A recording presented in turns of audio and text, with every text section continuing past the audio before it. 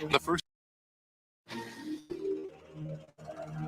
In the first few days of 1997, disaster struck the city of Sacramento, California. On New Year's Day, the rain started and they didn't stop.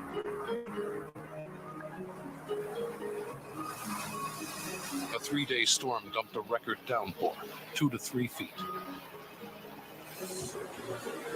The dams couldn't hold back the raging waters.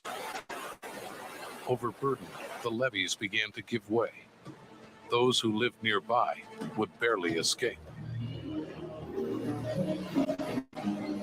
As the floodwaters mounted, they swept away everything in their path. Highways turned into waterways, and land was swallowed up. In the flood, forced out their home. This is $2 billion, making it the most costly deluge in California history. Oh, we've lost everything we have, but I could have. I was 2 minutes. I could have not been here, so I feel real lucky. The city was in a state of emergency for days. Many neighborhoods were destroyed. But when the rain stopped, the threat did not end. The waterways were now swollen and powerful, and levees up and down the river were being washed away. Wherever people build in the floodplains, from Holland to China, they erect levees and dikes, trying to force swollen rivers into narrower channels. But often, this solution only makes the problem worse, raising the water to levels that cannot be held back. And as flood control experts say, there are only 2 kinds of levees, those that have broken and those that will. That's what was happening in Northern California. This part of the Central Valley was a web of rivers and waterways, controlled by more than 5,000 miles of levees. And one by one, the levees began to collapse. The waters rose and spread out across 300 square miles.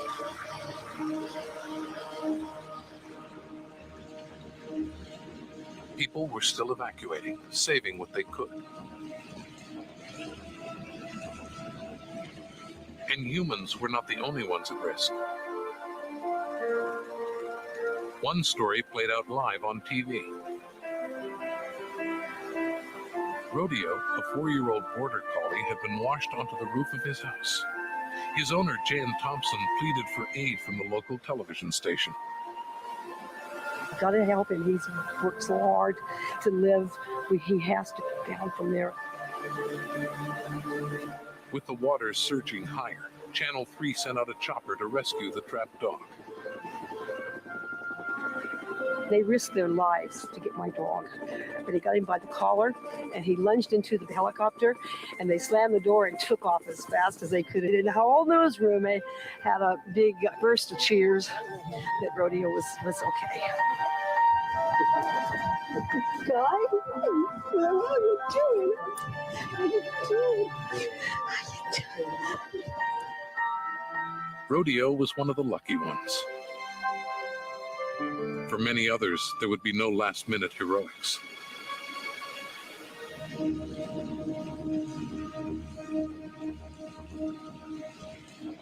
Humans were also forced to scramble to safety. Whole families took to their rooftops. For them, the disaster seemed to be unfolding in slow motion. That's often the way with floods, as the water rises slowly and steadily.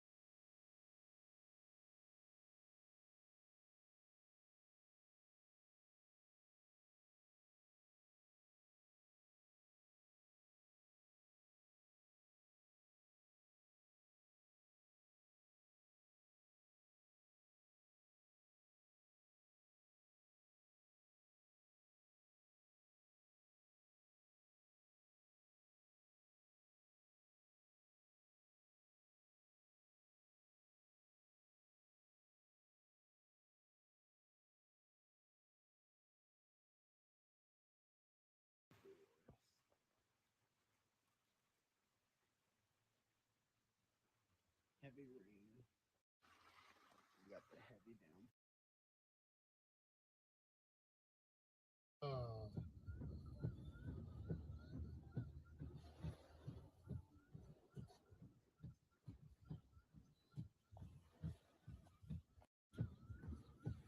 Bruh.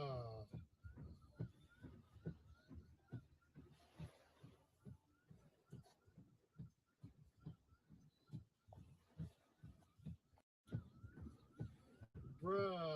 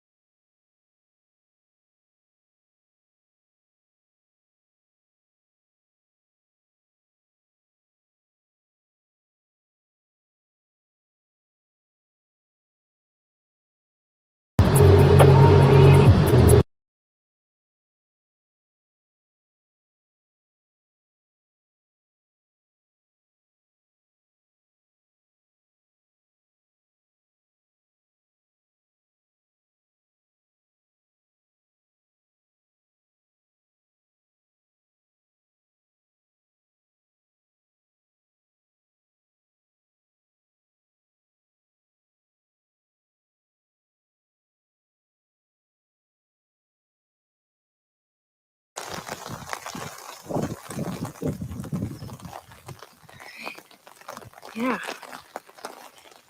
And the ducky's jacket.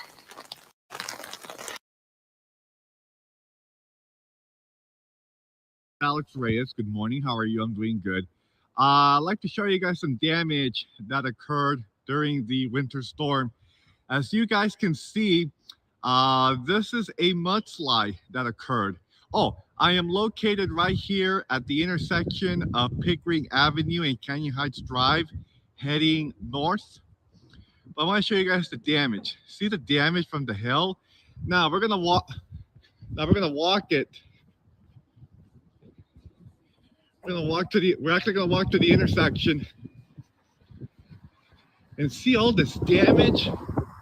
This is all from the storm that occurred. Now, if we keep walking down here to the intersection, let's just keep walking down here to the intersection. As you can guys see, all the damage that occurred during the storm here. I mean, it was real bad. I mean, this was so bad. I'll be honest, I had a New Year's Eve event in Cupertino, and I almost didn't make it. The police was here. They blocked off all the surrounding streets. But check out the mess. check out the mess. Look at the landslide. Excuse me, look at the mudslide. Holy cow.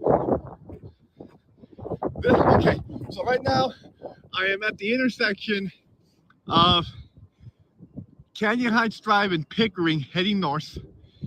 And look at the damage from the hill. Let's keep walking down. It is so muddy. Look at that. I can't even walk down the street right here. It is so muddy. So let's keep walking down. Let's keep walking down. Let me turn right here. Oh my gosh. This is so bad, you guys. And what I'm afraid of is it's going to go from bad to worse. This street's going to flood. And I'll be honest with you. I have been here on this block for 23 years. And when it normally rains at this time of the year, this never happens. Let me say that again. This has never happened. Normally, the hills above it are affected, but it has never really gone to the point where it reaches your own backyard. Let me get out of the street here. Yeah, and I mean this because I have been here in Fremont since '87. So I have never seen the hill like this come so close to the ground. The trail, if you see, let me see if I can get closer here. The trail, if you see the trail right here, there's an entrance to climb up and climb the hill to go from here to the Lonely Tree. This area is blocked off. And from what I heard from East Bay Regional Park, all parks are now closed effective today and tomorrow due to the storm. But look at the mess, you guys.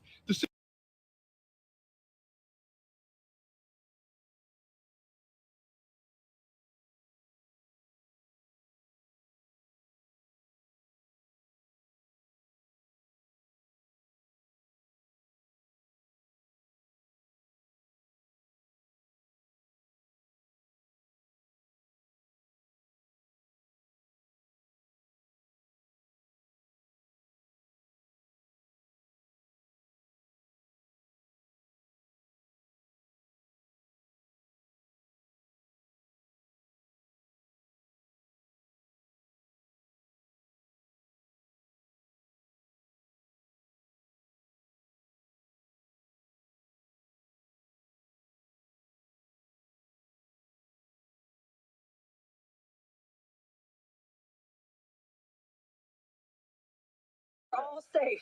We're all safe. It's a soft fall. All right, Stefan, you good? All right, live TV, folks, and it is wet and it is dirty out here. You saw, and I want to talk about this very important, Leland. Up in the air, you get a perspective. Sorry. You okay? Okay. Oh, good. This is a good day moment, right? Up in the air, you were in the helicopter, and you said you had to get up there because you can get a perspective looking from above that you can't get. Supposed to happen. And do you see? This is the land side of the levee. This is a problem. These are basically soft spots where that water, once it flooded over, has lapped back up onto the levee. And now you got to fix this. Absolutely. Leland, this job is not going to stop. Mother Nature doesn't stop, and we got a bomb cyclone heading in. Yes. What's your game plan the next 12 hours? We have sandbags on the levee, 10,000 sandbags readily available. We have 45 men staffed through Couts Vineyards, which they are our largest property owner in the district. We have Asset Construction on call. They have all the equipment we need up here. We're trying to work with FEMA and VWR and tell them the problems that we have, and Cal OES and the World Because you said you're not getting funding from them. We're not getting any funding. We haven't got a phone call from them. Wait a minute, time out. DWR came out yesterday morning, and we have not another. This project right here that you and I, this is $1.5 million of the $2.5 million that you said that you were spending this week, and your budget's $500,000. Where is that money coming from? We've taken a loan from the Bank of Stockton, and when we run out of money, we're done. This doesn't make me feel good about flood protection in Northern California. Absolutely not. And this has been going on with our district since 2007. That was the first time FEMA defunded us. 2017, FEMA would not even talk to us. Okay. Well, I think we're going to try to get some answers for you. Again, we have another batch of wet weather coming through. What a live shot this was. Thank you, Leland. Thank you.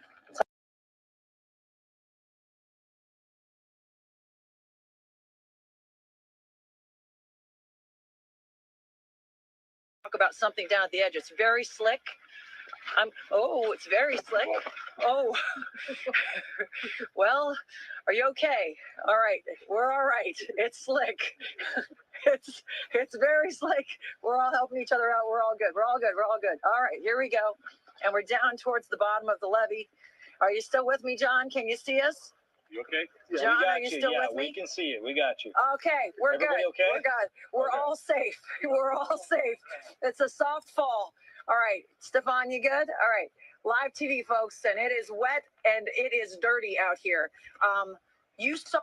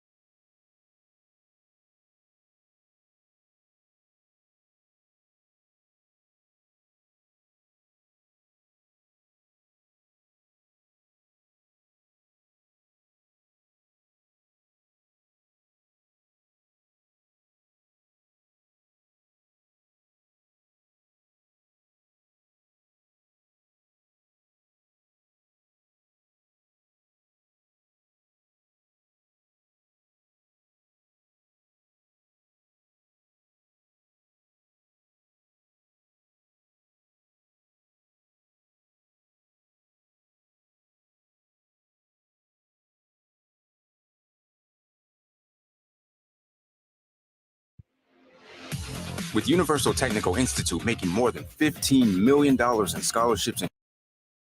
And today, a body was discovered near a car that was being towed away from the floodwater in Sacramento County. And the woman's body was found outside a car near Dillard Road, east of Highway 99. And this is the second flood-related death from the New Year's Eve storm.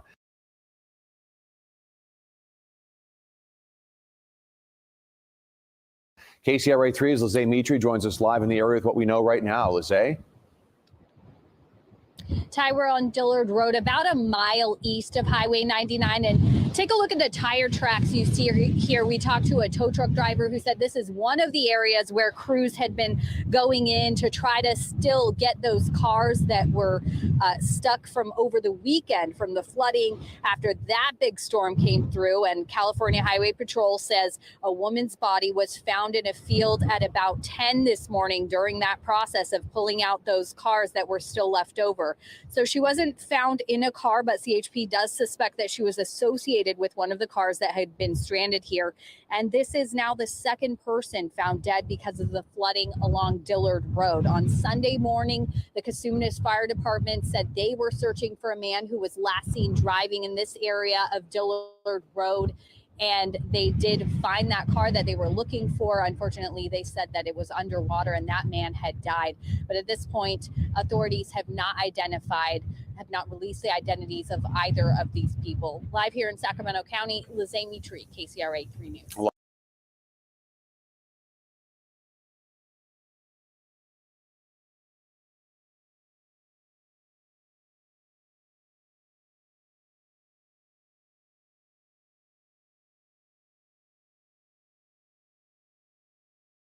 Is starting to pick up. This is a peak for when it is going to peak, but yeah, it's ramping up now, and I think a lot of people probably started to hear it. And from our Skycam here, I'm not sure how well you can see it, but there's the Golden One Center. I've just been watching this tree right here just kind of sway back and forth. There are also a couple of down here that are kind of moving in the trees, just in the middle of downtown Sacramento. It is dry right now under mostly cloudy skies and warm.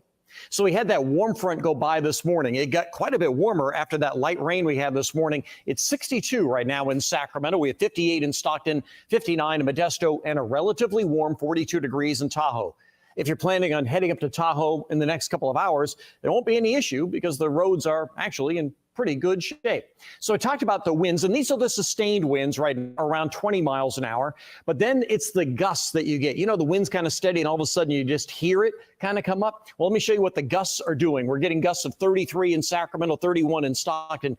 And it's these gusts that we're expecting to get into the 40 to 50 range as we go through the evening hours tonight, especially on the east side of the valley and the lower foothills or up to like Highway 49.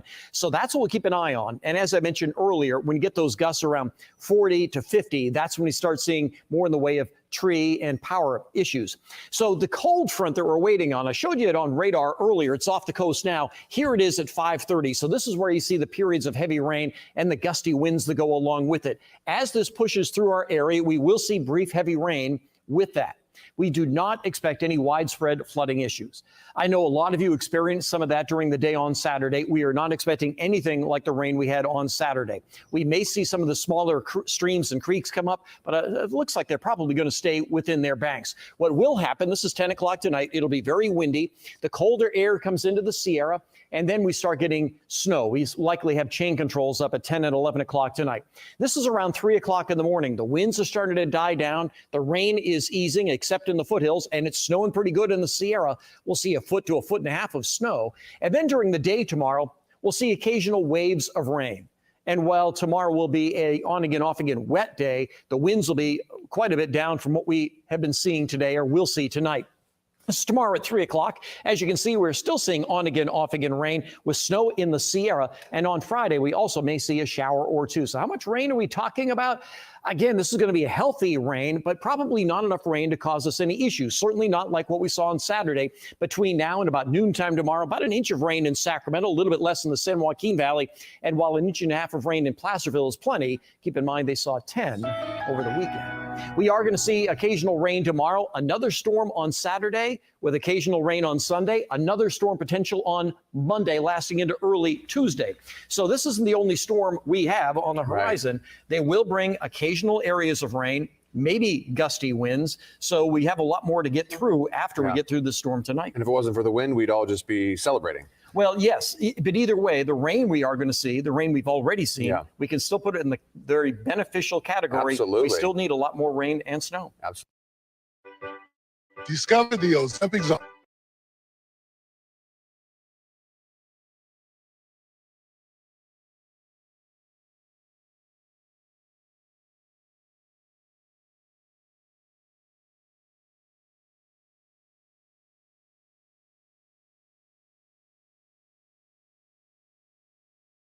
This will make your dishwashing so much easier. This drain basket is retractable, so you...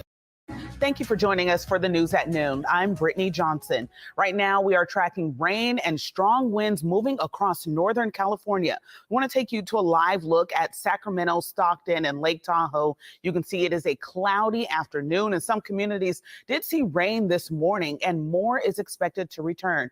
We're bringing you team coverage now. We have KCRA3's Maricela de la Cruz. She's in Clarksburg, where communities are experiencing power outages. But first, we want to hear from meteorologist Dirk Verdorn, who is tracking the storm. Yeah, we're talking about some of that rain that we're expecting. We've already had a fairly steady rain through the morning. Now it's broken.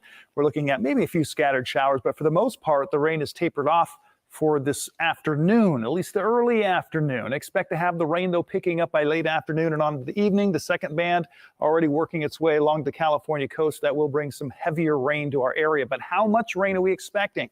Futurecast shows us in the first wave and second wave that come through. And this takes us all the way through Thursday. So into Friday morning, and you can see the amounts much less than what we had with the last weather system that came through, anywhere from 3/4 of an inch, so less than an inch from Stockton through Modesto, a little bit more than an inch possible from Sacramento north towards Yuba City. Of course, a little bit more in through the foothills. We're looking at 2 to 3 inches or more in some areas, but there still is a flood watch just because the ground is so saturated. That water that is going to come through is expected to come down pretty heavy during a narrow portion of the night, overnight tonight. In fact, by later on this evening is when we'll see the heaviest rainfall, and then it'll taper off as we head into tomorrow morning. But we are looking at low-lying areas, flood-prone areas that are already wet to be getting more water. And one of those areas is along the Cosumnes River.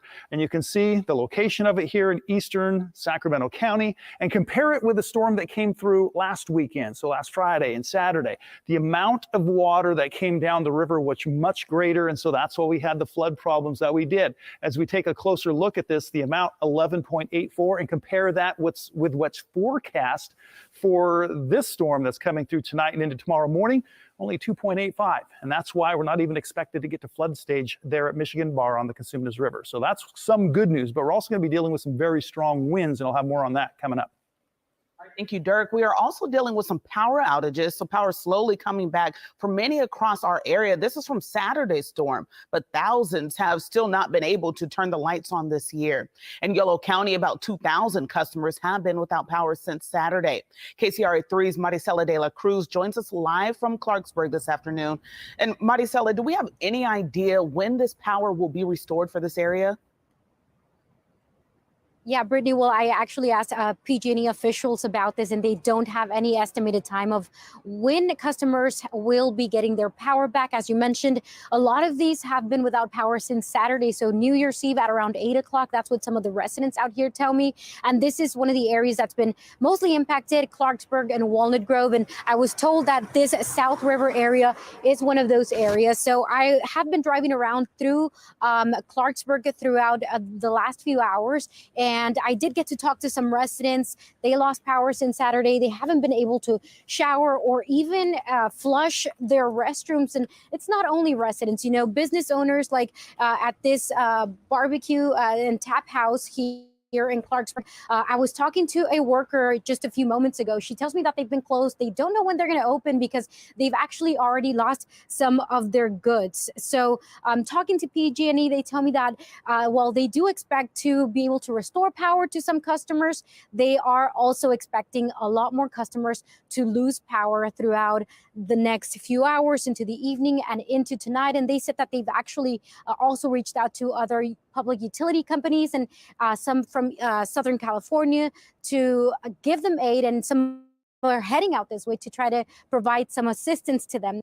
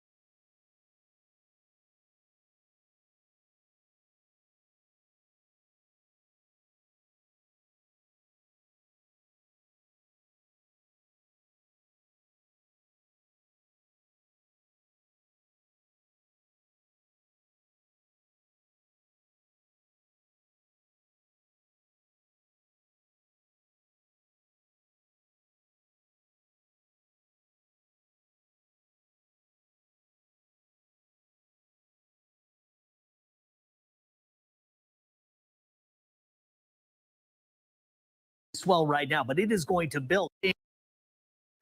The rain we're seeing now is nothing compared to where we are going. This is earlier today. Take a look at all of the roiling water out here in the Shell Beach area. So all the wind energy going in here, it's just a sloppy swell right now, but it is going to build. There's going to be a lag between the storm system and the highest surf, which actually arrives tomorrow. Classic comma shape, a huge storm. You may have heard the term bombogenesis or bomb cyclone. This is one of those. It just means that the area of low pressure deepens really, really quickly. This has cold air, big cold front, and an atmospheric river component. It's already showers turning into heavier rain in Northern California. You can see how it turns red and yellow there. That's moving our direction eventually. So the worst of the storm is not here yet. Rain rates up to 1.25 inches per hour for several hours. So I've upped my mountain rainfall potential in some isolated areas up to 10 inches.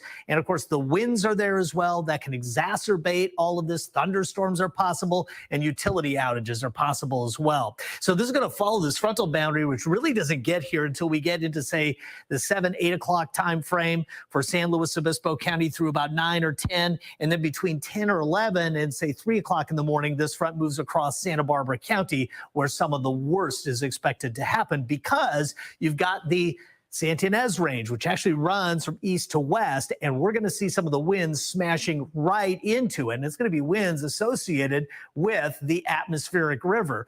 Well, we're looking at areas, again, up to 10 inches across that area. What is an atmospheric river? It's basically a stream of air moving along at high speeds out over the ocean. It brings in the equivalent moisture to a river onto land, and then you push it up into the mountain areas and you can squeeze incredible amounts of rain out of it. So our key concern here is if you put, say, 6 to 10 inches in areas where the land is not perfectly stable and somewhat saturated, which is the case here, we can see some sliding and some debris flow. So that is the big concern here as we move forward in the forecast. Do we actually see anything like this? That's why you have those advisories today. We're watching the radar. We'll march you through this coming up in a few minutes, including all of the advisories, and there are a few. Claudia, back to you.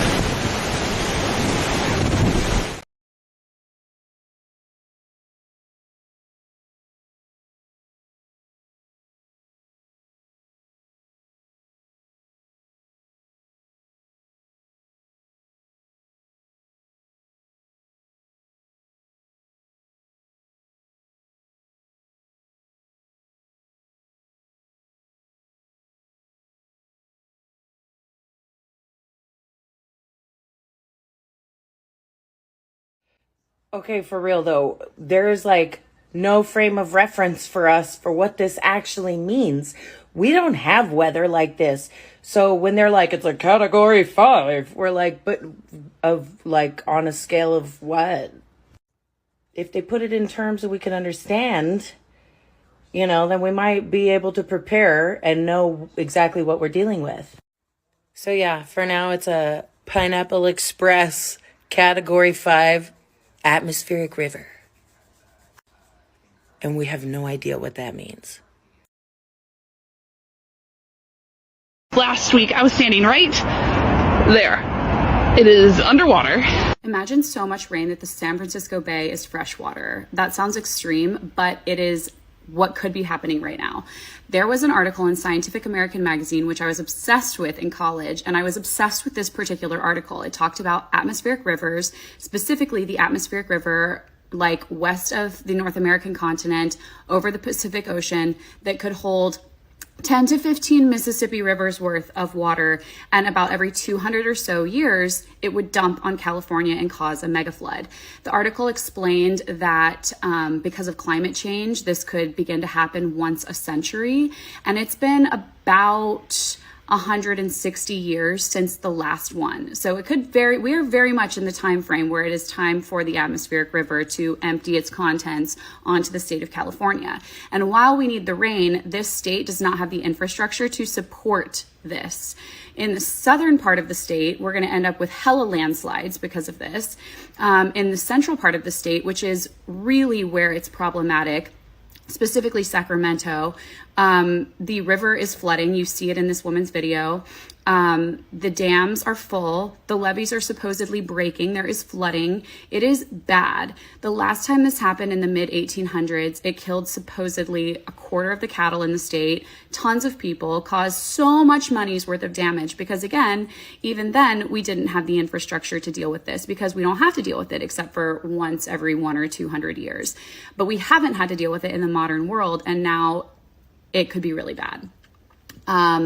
So I just wanted to share this because I think it's fascinating. If you Google Scientific American magazine, atmospheric rivers, find an article from the mid 2010s, and that's the one I'm talking about. It was so interesting. When they discovered the atmospheric river above the Pacific Ocean, and supposedly there's one to the west of most continents that can just like empty itself onto the continent every so often. They then examined the sediment records around the San Francisco Bay, and that's how they found that the bay was freshwater. Like, that is insane. I'm sure it was probably brackish, but like, regardless, that is unbelievable amounts of water. Anyway, I just wanted to share because I have been obsessed with this article since I read it. I don't know why, but like, I thought it was just fascinating that there's 10 to 15 Mississippi rivers worth of water just above the ocean a mile up. Like, what? Or the fact that the bay was freshwater. It's all insane. Anyway, stay safe out there, plan for the worst, hope for the best.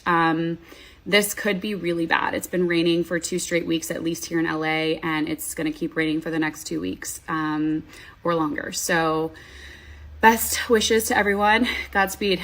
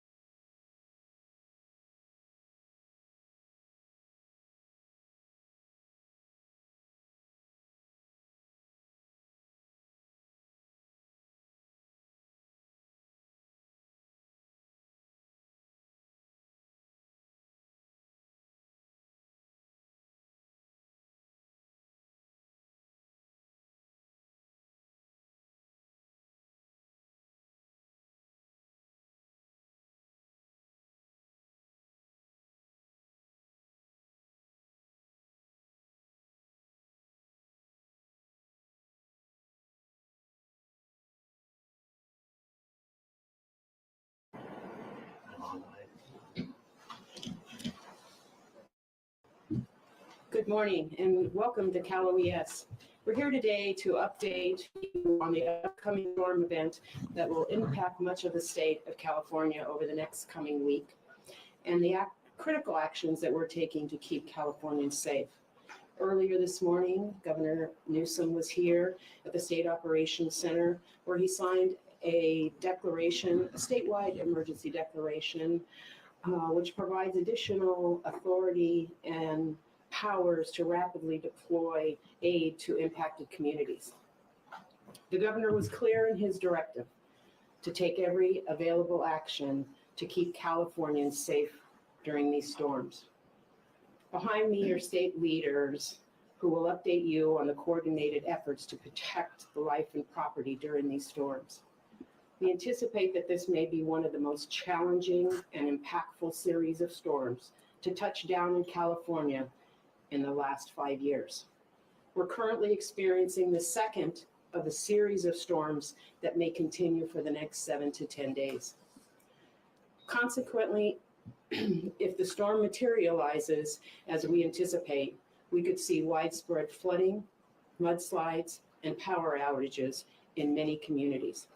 The governor activated the State Operations Center to its highest level. The women and men behind us provide a critical hub to direct state emergency activities and harness the experience of the whole of government while working with our state, local, federal, and tribal partners. But the government can't do it alone, and we'll continue to work with our public and private partnerships.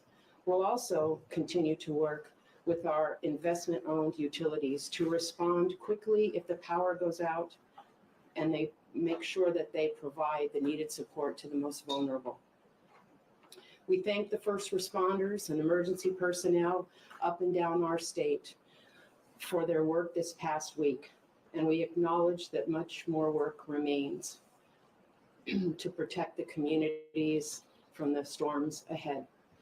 Before I turn it over to the next speaker, I'd like to briefly remind Californians on the steps you can take to help yourselves and your families be safe. First, stay informed. Sign up for emergency alerts from your county. Have a family emergency plan and know your emergency evacuation routes. Check on family members and neighbors, and always follow the direction of your local authorities. If you are told to evacuate, please do so immediately. We'll continue to provide updates as we have them. We'll get through these storms. And now I'd like to hand it over to our California Natural Resources Agency Secretary, Wade Crowfoot. Well, thanks so much, Director Ward. And on behalf of Governor Newsom's cabinet, I just want to welcome you to working here at the state level in California. You know, we are so thrilled to have Director Nancy Ward in this position, leading the Governor's Office of Emergency Services and the decades of experience you bring, of course, following in the footsteps of Director Gary LaDucci. Look, California is an extraordinary state, and we experience extraordinary weather. As Californians, we're accustomed to these big winter storms that come off the Pacific. I recall when I moved to the state almost 30 years ago, that first winter, just being amazed at the intensity of these storms. Whoa, actually, that was so good. If you want to eat healthy and feel your best. At the same time, we know that climate change is supercharging this extreme weather. We find ourselves in the third year of an intense drought. And in fact, the last 3 years have been the driest 3-year period in the state's history. And at the same time, of course, now we navigate this series of atmospheric rivers. It's important to point out that while we are experiencing heavy snowfall and a lot of rain, we are still very much in the drought. Given that it's football season, I'll use an apt metaphor. We're still in the first half of the game. We've got major points on the board in terms of precipitation, snow and rain, that will be helpful in coming dry months, but we're a long way from understanding how this wet season impacts our overall drought. And of course, the issue at hand, the topic, the challenge of today and in coming days is to utilize our well-organized, long-established, and heavily drilled framework of flood emergency response. We are here at the State Emergency Operations Center, of course, the nexus for organization or organizing, responding to all manner of emergency in the state. And here at the Operations Center is working very closely with our state and federal flood operations center, also based in the Sacramento region. They're really the experts in understanding the hydrology of these storms and how they're impacting flood risk. And an important point of connection between local authorities that in many cases and in many places are responsible for flood control infrastructure like levees, and connecting those local authorities with the state and the federal agencies. And this network, this organization that we're part of is really focused on two things right now. One is being prepared for emergencies as they evolve today and in coming days.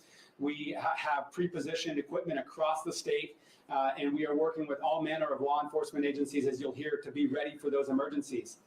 And we're addressing challenges or problems that we have experienced from the last storm just a couple of days ago. Let me give an example. Here in Sacramento County, the breaching of agricultural levees along the Consumnes River obviously created a major flooding challenge and the closure of Highway 99. Sacramento County is out in that area today working to close that breach and impact or protect the local area for coming storms. And the Department of Water Resources, which you'll hear from in just a moment, is out there providing technical assistance and helping to oversee the work. So we're both preparing for what we can expect to come here and over the next day and days, and we're focused on emergency response to challenges that have already happened. So I'll just repeat Director Ward's admonition to everybody out there.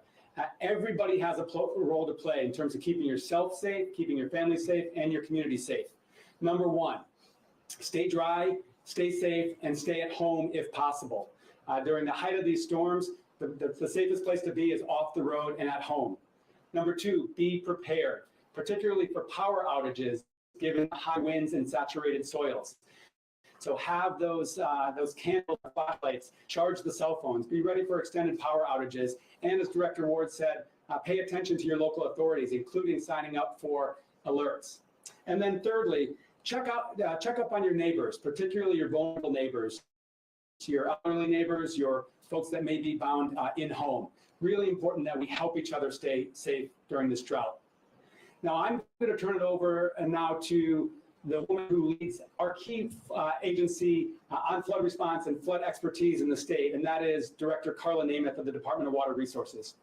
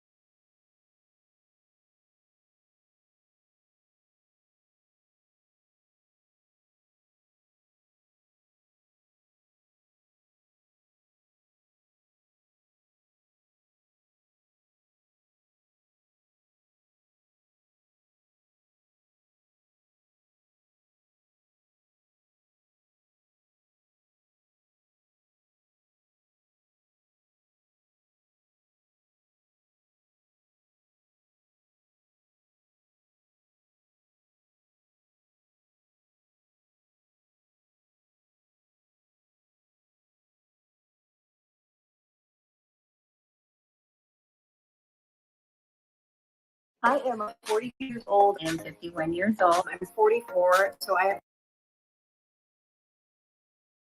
The South Bay that could see a return of flooding. This is video from last weekend of the intersection. This is of Old County Road and Holly Street.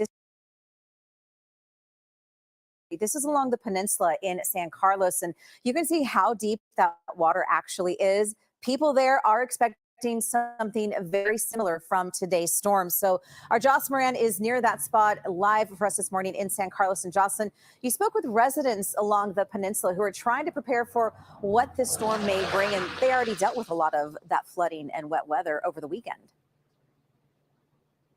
Yeah, Gianna, exactly. You know, whenever we would go up to people's homes and talk to them, the first thing they would do is take out their phone and show us some of that video. And a lot of the times they would repeat just, I have never seen anything like this before. So you're about to meet David, and he really took us into his backyard and show us what he experienced. He's getting ready for today, but at the same time, he is hoping that what they see today is not as bad as what they saw over the weekend. Video taken from people up and down the peninsula over the weekend. Neighborhoods flooded in Redwood City, an apartment complex where water quickly filled the garage, and scenes like this is the freeway as people drove on 101.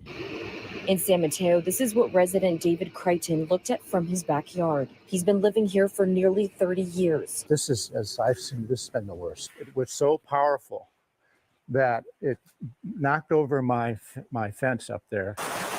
The water flowed onto the street into his neighbor's driveway, bringing mud, logs, and branches down. I was standing up by where you see the wall there, and I could hear the surge, and I turned around. I went, I got to get out of here.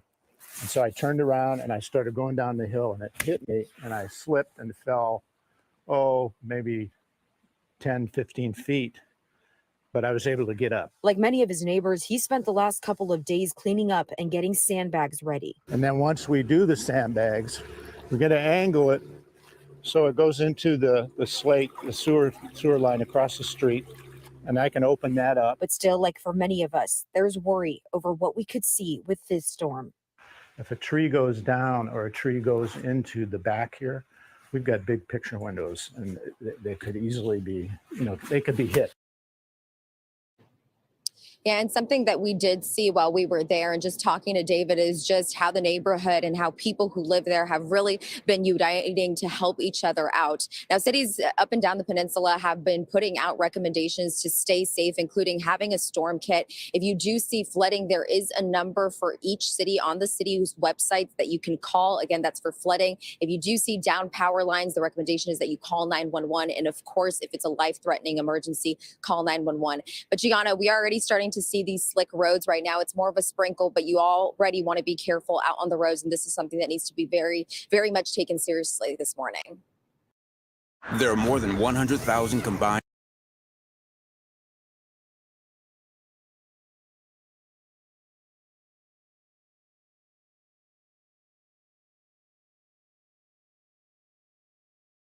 California getting hit hard again with another atmospheric river dumping rain across the state. A state of emergency now declared by the governor. The governor was clear in his directive to take every available action to keep Californians safe during these storms. Dangerous flooding and high winds along the coast are a major concern, with gusts up to 70 miles per hour expected.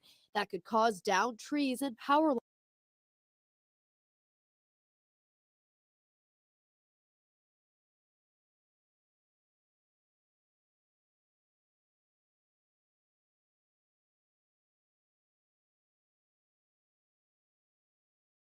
lines. This comes just a few days after the Bay Area saw its second wettest day on record. Heavy rains slamming businesses and homes, stranding hundreds of people in their vehicles, killing at least one person. At least 2 levees failed in Sacramento County. Another storm system also ripping across the country. More than 20 states on alert for heavy snow, ice, flooding, damaging winds, and tornadoes. You can see possible tornado damage in Marion, Alabama, with multiple twisters reported across 7 states, including this one caught on surveillance footage outside of Little Rock, Arkansas. Video shows it crossing this football field and hitting a school. South of Louisville, first responders rescuing a person from a flooded pickup truck. Further north, heavy snow from Wisconsin to Utah, where up to 52 inches of snow fell. At Minneapolis-St. Paul Airport, a plane skidding off the runway after the Twin Cities received up to 2 inches of snow an hour.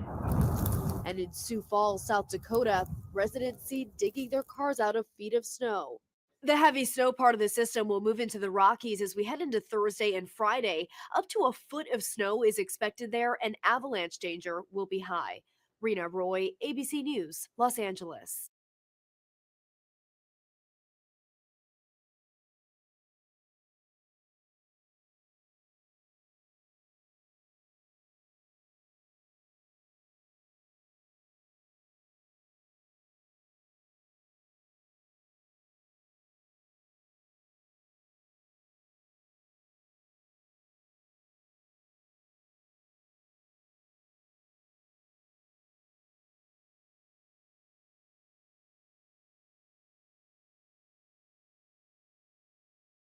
How do you?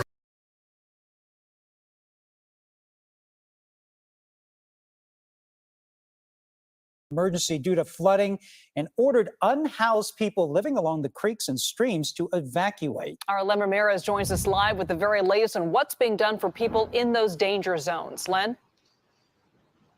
Well, that's right, Liz. This is obviously a very big humanitarian problem for San Jose right now, because on any given day, there are hundreds, if not thousands of people living along the rivers and streams of San Jose. We can give you a look right now at what's happening along the Guadalupe River. The river is running pretty wide and pretty fast right now, but there's a long way to go before it reaches any kind of flood stage. It has kind of breached one little flood control wall down there, but it's got a long way to go before it reaches the road surface or becomes any kind of flooding issue. But the big problem is a lot of the camps are down in the area where the river is running right now. So people have had to move. And as we kind of walk across the street here, we'll show you what some of the folks are doing. Earlier today, the San Jose Police Department went out with some loudspeakers, and they were warning people to get in and up from the creek beds. And you can see what some of them have done right here. This is a tent that was earlier down in the where the river is flowing, and they've simply moved up. There is sort of a communications gap between the city and the homeless population about what to do. And so I just talked to a gentleman who lived in the creeks, and he doesn't know where he's going. I've seen him kind of wander around back here. He was told to evacuate or would be given a ticket. But really, there's no place to go. At least no one told him. What the city wants them to do is get on a VTA bus and go to one of 3 community centers in San Jose, including the Roosevelt Community Center, a West Valley Community Center, as well as the Seven Trees Community Center in San Jose. Those are overnight warming and drying shelters for the homeless right now. So if anyone can get to those types of places, they can get in out of the rain. And in fact, we just started getting a little bit more of the heavy rain that we expect to get throughout the rest of the night. Reporting live in San Jose, Len Ramirez, KPIX5. Such a dangerous place for those folks to be. All right, Len, thank you.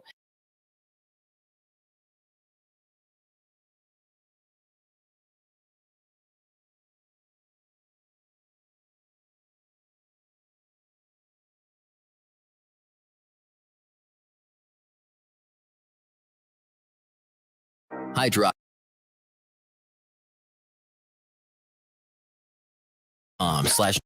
We want to take you out to the San Mateo County coast, where the torrential rain isn't the only problem tonight. That's right. Our Da Lynn joins us live from Half Moon Bay to show us what the wind has done. And Da, you are just in the thick of it right now. Yeah, the rain has been pouring down nonstop since around 4 o'clock here in Half Moon Bay. As you mentioned, it's not just the rain, it's the gusty winds causing the raindrops to go sideways. And as a result, we're seeing a lot of down trees and power lines in the area. I want to show you some video as well. This cypress tree toppled over a few hours ago. We're at Suzanne Court in Half Moon Bay. The base of this tree is about 12 feet in diameter. It's about 50 to 60 feet tall. This tree is surrounded by apartments and townhomes. Luckily, it landed in the courtyard and nobody was hurt. And at the nearby town of Moss Beach, a tree limb snapped and landed on a power line Happened around 3 o'clock on California Avenue. Firefighters suspect the high winds caused the tree limb to break. And back to Half Moon Bay on Dolores Avenue, a small tree uprooted and landed on power lines. And that happened around 4 o'clock this afternoon. PG&E workers are there now working to try to restore power in that area as well. No big thing. It's a tree. Nature. Like I said, I was up in the mountains for 2 days stuck in the snow. I just got back last night. So kind of. And now you got a tree in the backyard. Yeah, I'm kind of dealing with the storm as it comes. Last round of storms we had over the New Year's weekend, the ground took a lot of water and it became very saturated. So these trees are, a lot of the trees are already unstable. And with the winds we're seeing now, it doesn't take much to topple these trees over. Yeah, firefighters are reminding folks to stay home. So they're saying stay home, stay dry, and stay safe. These conditions are simply too dangerous for folks to be out and about. And I want to tell you guys, Ryan, Liz, just as we're sitting in the van, the gusty winds are kind of shaking the van back and forth. So very windy out here. For now, live here in Half Moon Bay, I'll send it right back to you guys.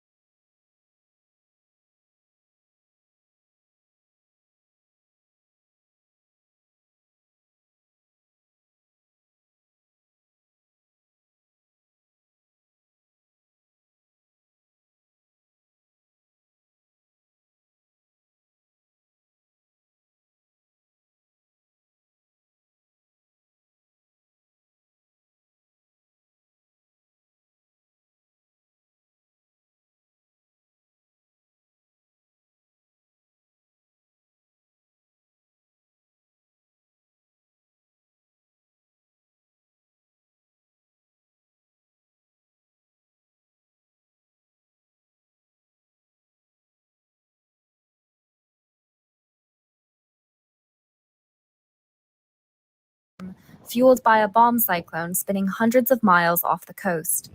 This weather system is expected to be devastating, with the Bay Area bracing for heavy rain, winds gusting up to 70 miles per hour, and breaking waves up to 30 feet.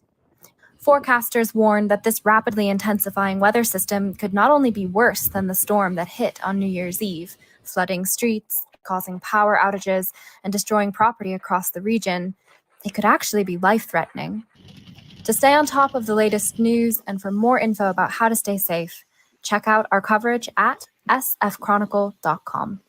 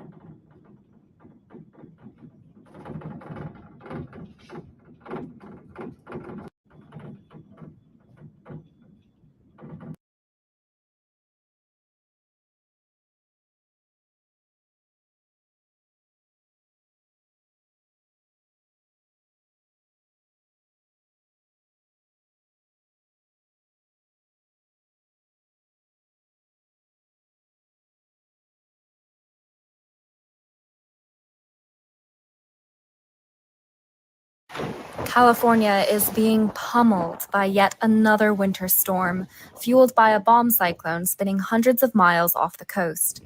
This weather system is expected to be devastating, with the Bay Area bracing for heavy rain, winds gusting up to 70 miles per hour, and breaking waves up to 30 feet. Forecasters warn that this rapidly intensifying weather system could not only be worse than the storm that hit on New Year's Eve, flooding streets, causing power outages, and destroying property across the region, It could actually be life-threatening. To stay on top of the latest news and for more info about how to stay safe, check out our coverage at sfchronicle.com.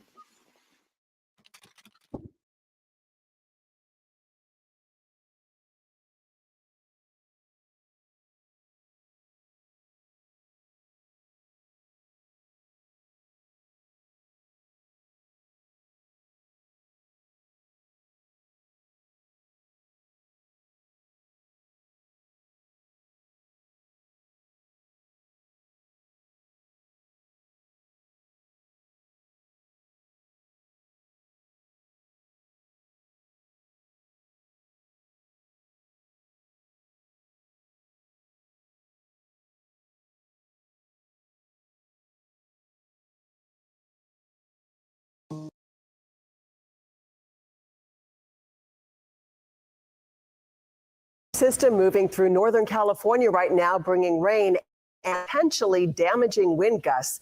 You can see the rain starting to move east here on the Doppler there on the left, and on the right, that's a live look at Fairfield, where we do have a band of rain coming through right now.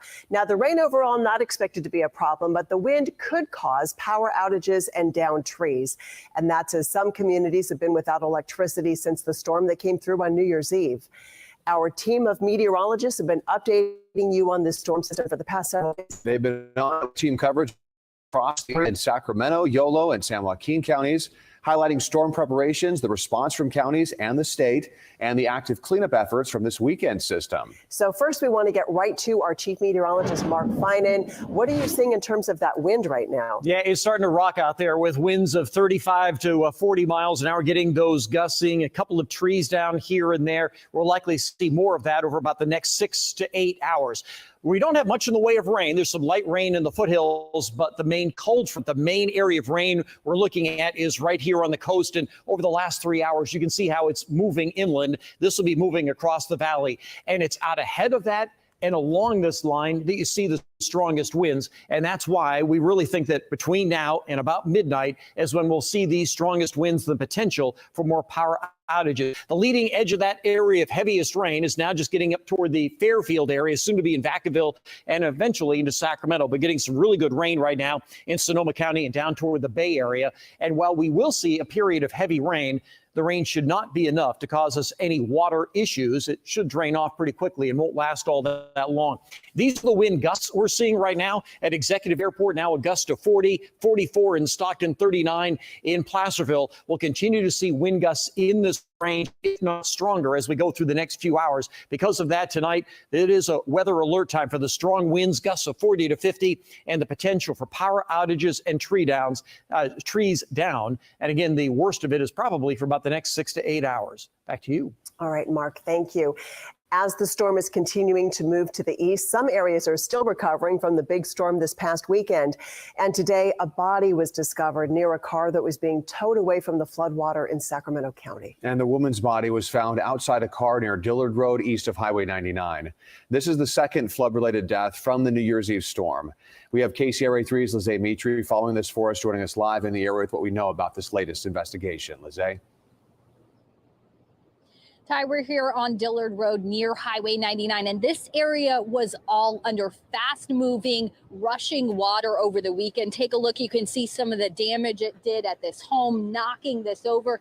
And then over here, you can see how high up the debris is on this wall. That just gives you an idea of how high the floodwaters were. So you can see how dangerous it was for drivers that might have gotten caught up in this. So today, California Highway Patrol says tow trucks were still towing cars out that were stuck in that floodwater when they found a woman's body in a field at about 10 this morning.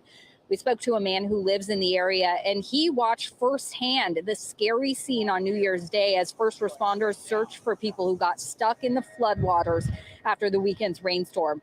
He says he even had to alert crews himself after hearing a man yelling for help. I was able to spot him because he had red gloves or some red or something on him, and he was more horizontal, but he was putting his hand up and you know, yelling for help. Then there was three guys, emergency guys, that were actually wading through, and I think they were more or less checking the roads too and stuff. And when they got, I told them that you know, there was a guy trapped down here, and then the helicopter was coming down, and they had miraculous, helicopter rescue. That man was safely taken to dry ground, along with several other people who had to be rescued. But the Cosumnes Fire Department told us Sunday that one man did die in the flooding. And now today we're learning of a second person found dead. Authorities still have not released the identities of either of these people. Live here in Sacramento County, Lizzie Mitri, KCRA 3 News. All right, Lizzie, thank you for that update. Crews have been out working across the region today, as they have for the past few days. We came across this Caltrans crew on Highway 99. This was near Fruit Ridge. They were using a wood chipper there to clear debris from the last storm. As they worked, the ramp onto northbound 99 was shut down. Now, the strong wind, as we've been telling you, could cause more power outages. Right now, 5,300 SMUD customers are without power. Most of those are in the Oak Park neighborhood, and these are outages reported just this afternoon. Also, an area in Yolo County still waiting for the power to come back on after last weekend's storm. So some of those customers have been without power for 4 days now. A lot of folks in that waiting game. Yeah. KCRA 3's Maricela de la Cruz joins us live from Clarksburg with the latest. Maricela, what are people telling you out there? We can see the wind is definitely moving where you are. Yeah, definitely. There are still hundreds of people that are without electricity, about 1,500 customers. And most of these people were impacted during Saturday's storm, and they have been without any power, as you mentioned, since then. And PG&E says that they have been struggling with the flooded areas and those high winds, and they are expecting more of this to happen. We can kind of see, the trees moving. The winds are pretty high out here, and they are expecting to also see more of those drowned power lines, the downed trees in the area. And of course, they are estimating that many more people will lose power tonight. They have called crews from Southern California Edison, from West Coast Utilities and other areas to try to get them and restore electricity to all these affected residents and to the business owners out here.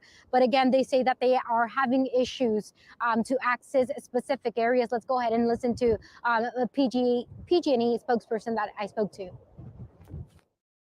We've provided temporary generation to the water district so they can use their pumps to alleviate some of the flooding that's going on. So our approach is not just to repair the downed power lines and poles, but also to work with the community. And of course, we want to give them good information. And PG&E says that they will be setting up tomorrow at the Clarksburg Fire Department from 9 a.m. to 2 p.m. to answer any questions from all the impacted residents. Again, about 1,500. That's down from about 2,000 earlier today. So they're going to be answering the questions, and also we're going to have a charging station so that people can take their tablets, their iPhones, anything to charge their electronics. And as I mentioned, again, here we are seeing pretty high winds. And a few moments ago, we even saw some sprinkles. But for all of that information, we'll go ahead and let Mark explain that. We're live in Clarksburg. Maricela de la Cruz, KCRA 3 News. And Maricela, it's going to turn into a steadier rain later on tonight, but we're focusing on that wind. And as I mentioned earlier, it's about now and for about the next 6 to 8 hours that we are expecting the strongest winds, and we will see gusts in that 40 to 50 range. And that's when we get into the issues with power outages. These are the sustained winds that we have right now. A sustained wind at 32 at the Stockton Airport, 22 in Sacramento, 29 in Yuba City. But it's those gusts that we're talking about. So let me show you the gusts that we're seeing right now. 40 miles an hour in Sacramento, 38 in Yuba City, 44 in Stockton. So when you start seeing gusts in that range is when we start seeing problems with trees and power lines. 40 is about that boundary that we look for. When we start seeing that over that, that's when you start seeing bigger issues. A 20 to 30 mile an hour wind just kind of shakes the trees around. 30 to 40 gets a little bit closer. But when the gusts start going 40 to 50, that's when trees can go down. They fall on power lines, or power poles themselves can come down. And that's the kind of wind range that we're looking at throughout the night tonight, but not during the day tomorrow. All right, Mark, thank you. We have some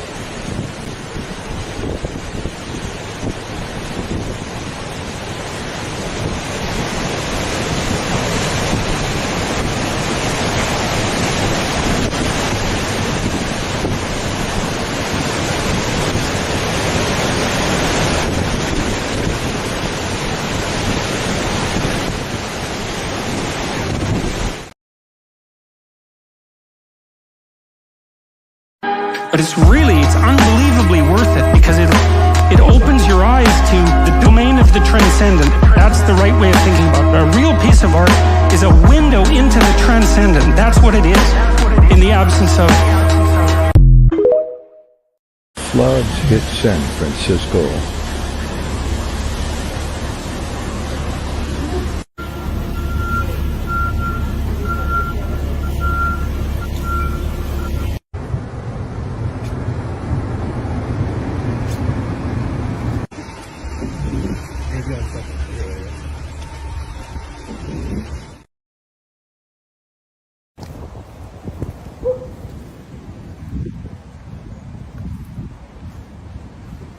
Careful there.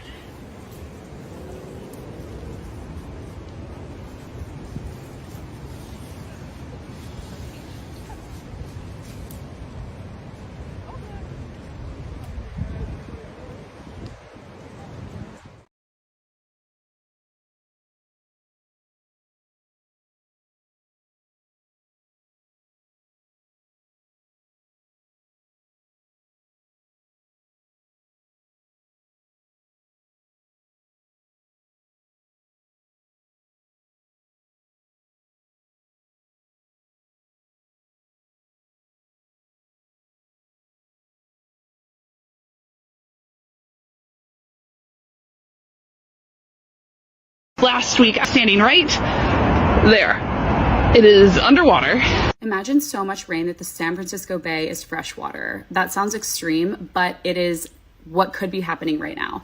There was an article in Scientific American magazine, which I was obsessed with in college, and I was obsessed with this particular article. It talked about atmospheric rivers, specifically the atmospheric river like west of the North American continent over the Pacific Ocean that could hold 10 to 15 Mississippi rivers worth of water, and about every 200 or so years, it would dump on California and cause a mega flood.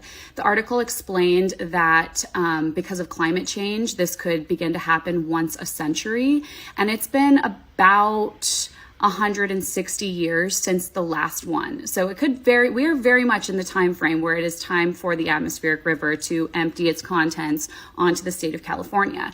And while we need the rain, this state does not have the infrastructure to support this. In the southern part of the state, we're going to end up with hella landslides because of this.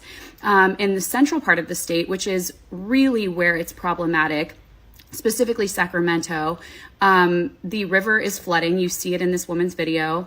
The dams are full. The levees are supposedly breaking. There is flooding. It is bad. The last time this happened in the mid-1800s, it killed supposedly a quarter of the cattle in the state, tons of people, caused so much money's worth of damage because, again, even then, we didn't have the infrastructure to deal with this because we don't have to deal with it except for once every 100 or 200 years.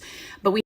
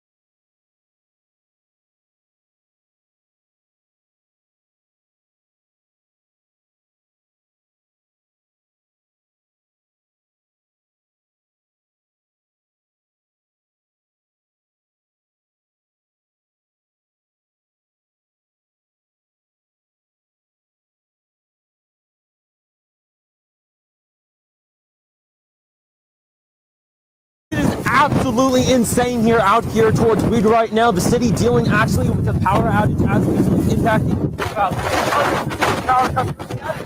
The wind is so strong, it's literally blowing me back right now. You can see off in the trees just how bad it's getting out here with the storm right now. I know you just heard from Storm Watch Chief Meteorologist Matt Hoffman. We're getting the sustained winds of about 51 miles an hour and gusts of upwards to 70s, but it's not only the wind that's blowing right now. Take a look at this. The rain is accumulating faster than I can talk right now. You can see how much is already accumulating here. And if I were to jump into this water right now, you can see it's almost up to my feet right now. That's how much rain is coming down. It's coming down fast. It's coming down hard. It's extremely dangerous on the road. Drivers are getting blown each left direction right now. So please, if you don't have to head on the road, don't go on it. It's not worth the risk. And that's exactly what Caltrans District 2 is reiterating right now. Stay home if you can. Stay off of the roads. Extremely dangerous conditions as well. We'll hear more from Caltrans still to come later on News Watch 12 at 5. But for now, reporting live in Weed, I'm Brett Taylor. News Watch 12.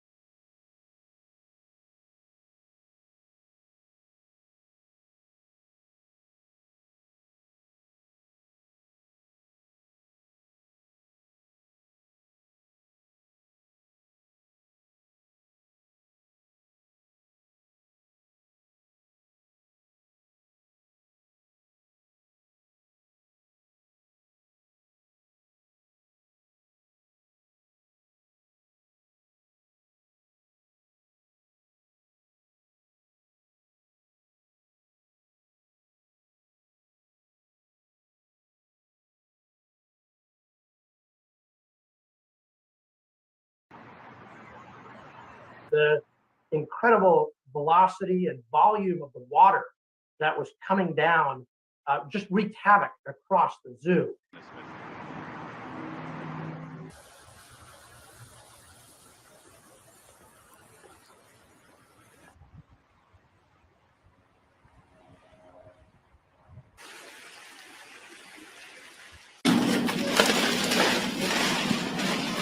And we noticed the water started to pool on the street, and probably within 20 minutes or so, it was coming in the front. Within 15 minutes, the garage door busted, cracked, and water just started pouring in.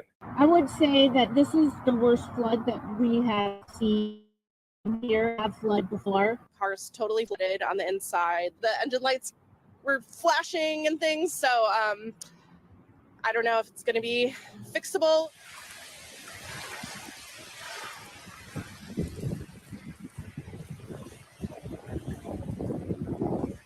Part of 99 that has a lot of water around it. Just these little higher spots that some of those people had to be rescued in deep muddy water. Look at that one right there. It's just that's a lot of water coming through that car. That car's going to be there for a little while.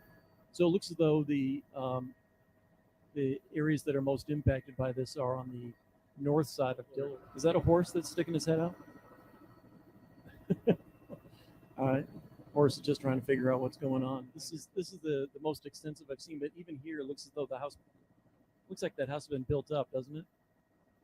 Yeah, so this is probably, because this is pretty close to the river. So this is an area, a house that probably has had, as though the river is lower than it was in 97, maybe by a foot or two. So we're seeing some water up to homes and around homes in 97. And this is the exact spot that there was a dramatic helicopter rescue in 1997. It's this exact, looking at there is Twin Cities Road near Franklin, and nice home site there, and they're nice homes surrounded by. So there are people water they're stuck in that Chevy Tahoe, and so we're watching as they're going to try to get these people to dry ground. Yep. But obviously they were driving down here, and they're in water. So the firefighter on the skid has the hoist in their hand, right? Yes, they have the cable and the control for it. The hoist is actually controlled by the person in the back. Oh, okay. And that person is working along with the pilot to fine tune location. They're going to say, okay, move forward, move left, and they'll guide them into exactly where they need to be. Better view than I do, but is it? Can I actually see what You can see the cables being lowered.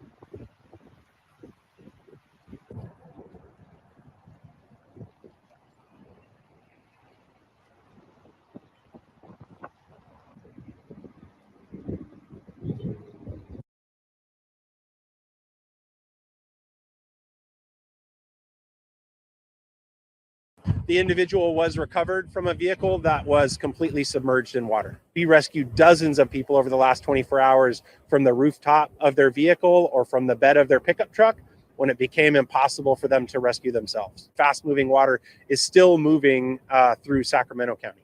The hazard is not gone.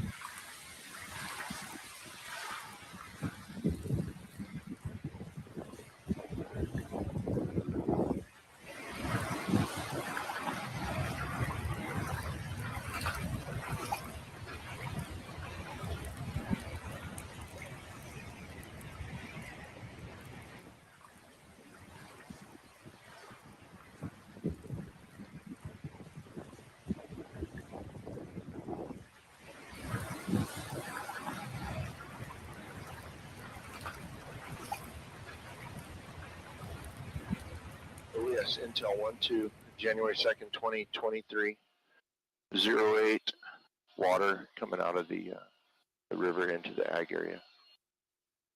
End of recording. OES Intel 1-2, January 2nd, 2023, 0739, Pleasure Community. Coming up Lawrence Road.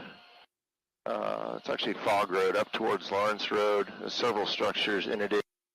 OES Intel 1-2, December, correction, January 1st, 2022. Ramp from Dillard, the Dillard Road intersection to the north.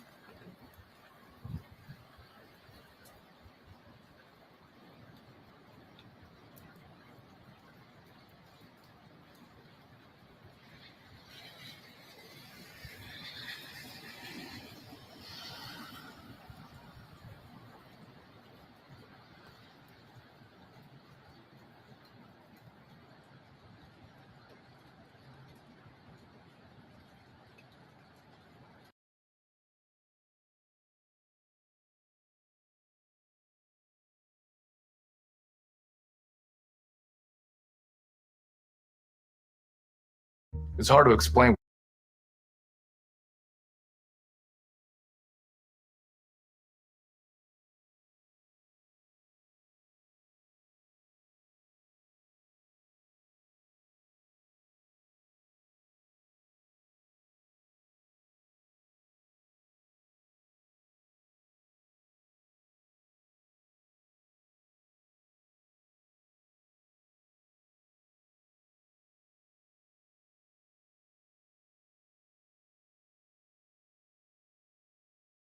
rain and potentially damaging wind gusts. You can see the rain moving east on this look at Doppler there on the left, and on your right, that's a live look at a soggy Sacramento as the rain has started to fall.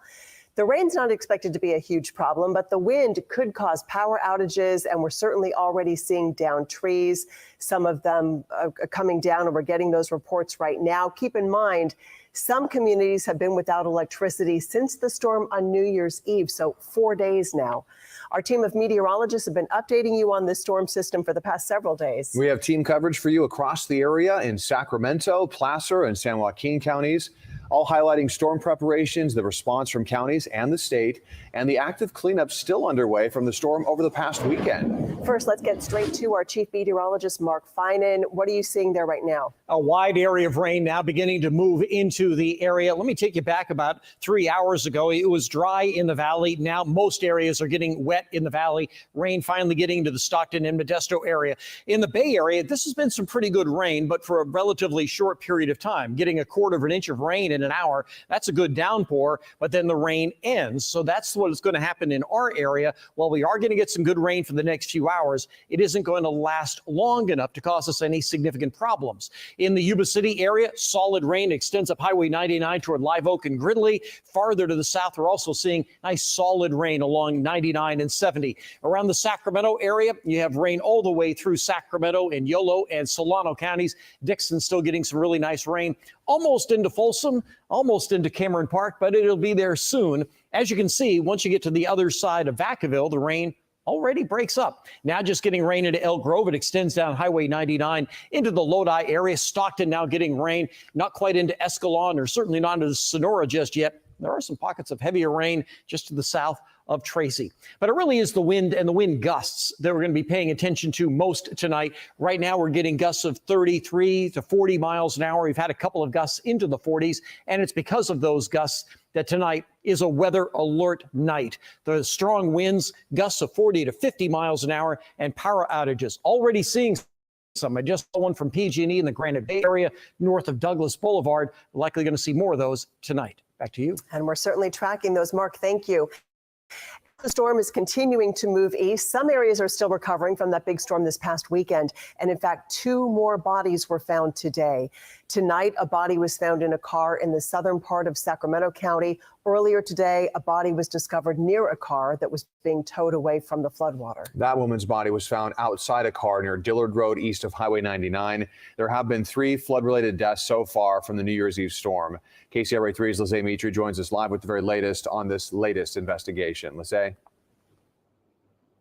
Ty, until about 10 minutes ago, this was still a very active scene, but things are starting to wrap up. We saw Cosumnes fire vehicles start to head out, including their search and rescue team, but you can still see some lights out there in the distance. That's New Hope Road, and we know if you were to follow along that road further east of where we are, it's still flood, and the Cosumnes Fire Department, in fact, earlier had their boat out, and that's all because the Sacramento Sheriff's Office says someone was found dead in their car underwater after getting caught in all that flooding from this weekend's rainstorm. And this is just the latest death that we're hearing about. Take a look at this video from earlier.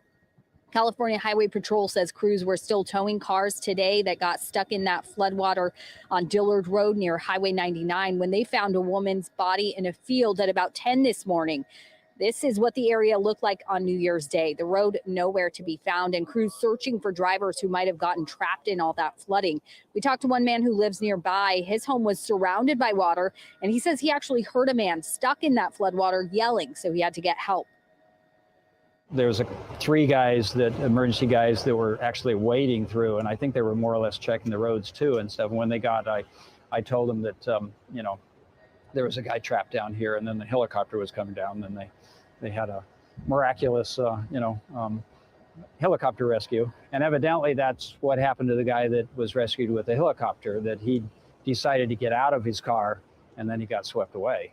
And luckily the trees were here, I guess, and so he had something to hang on to and notify somebody. crews saved several people that day, but they also discovered a man who died. He was last seen driving through that area of Dillard Road and Highway 99, and his car was eventually found underwater.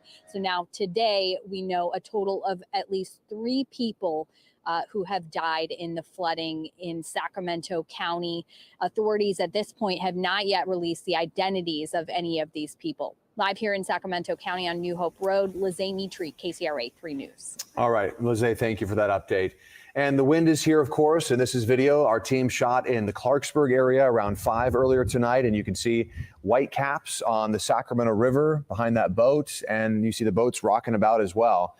Taking a look now at some power outages. We are starting to see more as the wind does pick up as the evening progresses. This is a look at PG&E's outage map.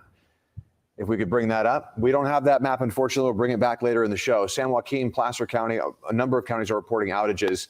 And right now, SMUD's outage map shows fewer than 1,000 customers without power.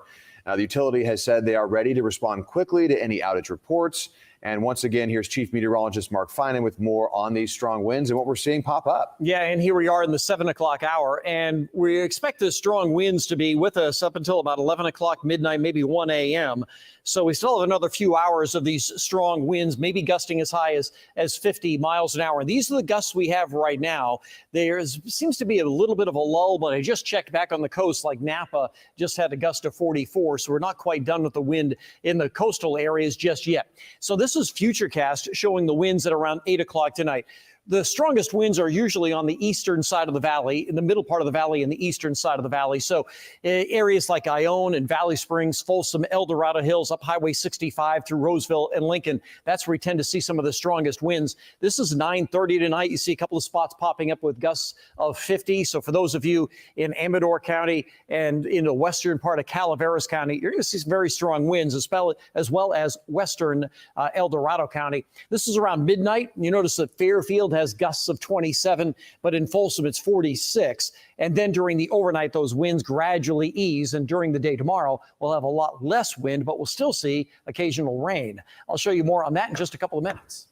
Mark, thank you. And Governor Newsom proclaimed a state of emergency ahead of this storm.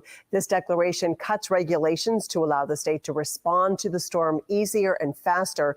The director of the state's Department of Water Resources explained which parts of Northern California are considered most at risk.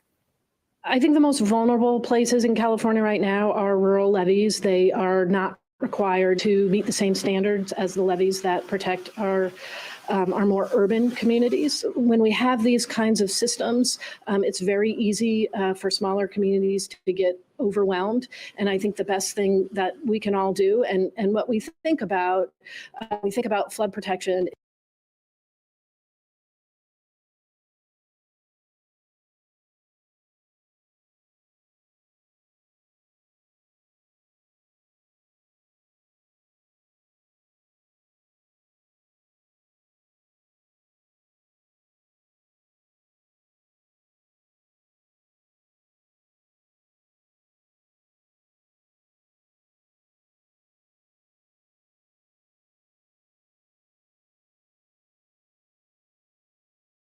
This night, and we want to check back into the East Bay. Officials in Alameda County have been advising residents in the area of Niles Canyon to leave their homes because of the threat presented by all the heavy rainfall. Niles Canyon Road has been closed for several days at Mission Boulevard due to the flooding and mudslides in that area.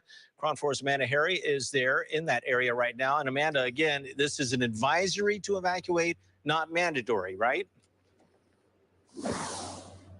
Right. It is just an advisory at this point. They're just suggesting it for the people who live on or around Niles Canyon Road. We are on that right now. It is closed off. We have permission to be here. We're about 1.5 miles from Mission Boulevard, right near that creek. We can hear it next to us. But I'm going to show you some of the damage from the last storm that is still here. If you take a look over here, you can see this sign just bent over, broken on the other side. And next to it, there are some barriers that break up the street from the creek, and you can see those are just bent over and broken as well. If we take a walk down here, we can just see next to the creek, we hear a lot of the water flowing, and there's a lot of water starting to pile up on the side of the road. If my photographer takes a step over here, you'll be able to see just how deep his boots are in the puddles over here. So these are getting closer and closer to the street. So that is the big concern. There's just a lot of water here.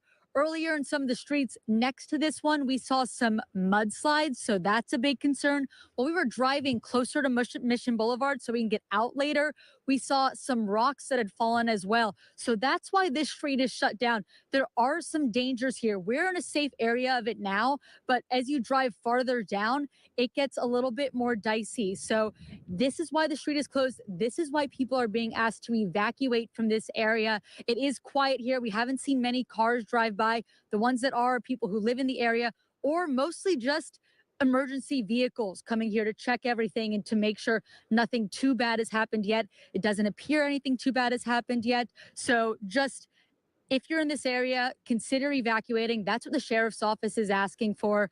And just stay away from this street. It's closed off. You're not supposed to go on it anyway. Live in Fremont, Amanda Harry, Cron 4 News. Yeah.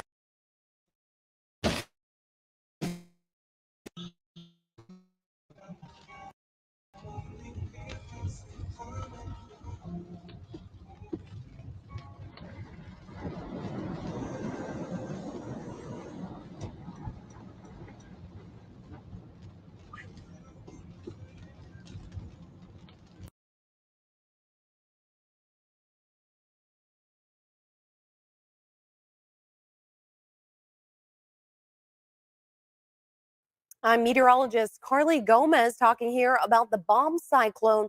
As of 7 p.m. Pacific time, we are seeing the bomb cyclone here moving along the coastline and now inland into most valley spots from areas of the Oregon-California state line border there all the way into the Central Valley. We do anticipate it moving as far south as areas of San Clemente. The biggest issue with the bomb cyclone is, of course, how strong the system is and how intense the winds have already become ahead of the storm system. Some of the strongest wind gusts reaching around 40 to 50 miles per hour. We could see some of the peak wind gusts as we start getting closer toward about 9 to 11 p.m. As a lot of the rain has passed, we do anticipate seeing some more strong winds pushing through. Let's talk bomb cyclone. A lot of people have big questions. What is it? Why does it sound so nasty or scary? Well, it is. It's a rapidly intensifying system here that moves in close, drops about 24 millibars in 24 hours, or even more than that, meaning strong low pressure system arriving. We're currently seeing a lot of that heavy rain pushing through already. A big system or portion of the system here with big downpours now moving toward Modesto. So we are seeing that as about 7 p.m. A lot of that heavy rain approaching I-5, making it very dangerous, of course, for a lot of travelers, anyone on the road, motorists there. Let's understand low pressure. Any storm system of circulation is a low pressure system as opposed to a high pressure system. As it circulates there, you often typically see any real storm that moves through as a low pressure system. And often people don't know this, but hurricanes, they're low pressure systems, just very low pressure systems that form the eye of the storm. And that's usually more indicated with a hurricane, where you see that really nice pronounced eye. In a low pressure system like the bomb cyclone, you can actually see the eye there too. But low pressure, well, that's going to equal higher wind speeds. The lower the pressure, the higher the winds. Now, the lower the pressure also makes more dangerous of the storm system. That's why when we talk categories in a hurricane, the number 5 or the Cat 5 storm system has the lowest of the pressure, but also the strongest winds, making it more dangerous for us on shore. Now, this bomb cyclone is also being coupled now with an atmospheric river, making this very dangerous. Not only are we seeing the strong winds with it, and typically with storms you do get rain, but the atmospheric river that adds that extra punch there. That Pineapple Express that comes in off Hawaii is now being drug into the system. When we see this, it's now bringing us an added moisture, and the storm system itself is going to dump rain with dangerous flooding potential for us, for those creeks, those rivers, those streams, even your urban local neighborhoods there. We see that the bomb cyclone really is that drop of 24 millibars of pressure or even higher or I should say 24 millibars or lower in 24 hours. Now, it's rapidly intensifying. That's what makes this dangerous, that it happens so quickly. It's when we start seeing that warm air, the Pineapple Express, mixing now with the polar air from the north. And this creates really strong gusts that could resemble hurricane force winds, but is not a hurricane. One, it's not out of the subtropics. Two, the speeds of these winds don't really meet the criteria to create a hurricane. Let's talk more about that and the categories here. Now, if we were just comparing the hurricane strength to the millibars in pressure, well, we could talk. We could talk Cat 2, Cat 3 when it comes to the bomb cyclone, because typically when we see these wind speeds, a Cat 1 of 74 to 95 miles per hour winds sustained for a period of time is what makes something a Cat 1, and then so on and so forth with all the different wind speeds. Now, typically, a hurricane will also have a certain millibar in pressure. Now, this bomb cyclone has been right around 969 millibars. That would put it at a Cat 2. It's projected and forecast to reach about 959 millibar pressure, which would make it a Cat 3 hurricane if it was a hurricane at all. But this just puts it into perspective for you. But of course, hurricanes are more determined by the wind speeds themselves than the actual millibars in pressure. So just wanted to lay this out for you. When we're looking at the storm systems, we don't usually get hurricanes here in California, but we do get strong storms that usually come into the Pacific Northwest, dragging in that atmospheric river. All right, talking peak wind gusts. So far, we've seen some of the winds now peaking around 40 miles per hour, 45 miles per hour. Some of the spots here about 52 in Placerville, and some are just not on the map, right? So you just see kind of openings here. You can usually try to gauge these right around 50 to 70 mile per hour wind gusts, and that's actually what's expected as we start approaching anywhere from 9 to 11 p.m., some of the stronger winds. Now, as we also take a look at the atmospheric rivers, we have a series of them to go through with you. Just take a look at the Hawaiian Islands. Just above that, you see a lot of warm air. And this is where our storm systems get all their moisture. They're sucking in the moisture from these atmospheric rivers, the warm air that's been circulating around the islands. Now, this one, for instance, has been drug in here into our current low pressure system and will continue to move through today. We have one from Friday into Saturday, then Saturday night into Sunday. After that, another system, Monday to Tuesday, and they just keep stacking up. They continue to line up in sequence here, and you just need the right storm system to really drag them in. They could be stronger if they kind of get pulled into a rotation there, a circulating low pressure system, bringing us that rain. Now, they don't really get caught in. They kind of just come over and fizzle out, but what can also happen is it becomes lighter, but with the circulation, that could create more rain bands circulating into our area and could sit over us longer. We actually did see that for New Year's Eve. That storm system really began to slow as the storm pulled in an atmospheric river and sat over the area for some time. A big one out there at sea, Saturday, January 14th. That one's a little scary looking. You can actually see the heat behind that as it's just there west of Honolulu, the Hawaiian Islands there, and then could potentially be a big force of disaster. But of course, this is still a week out or so, so we have a lot of time and a lot happens.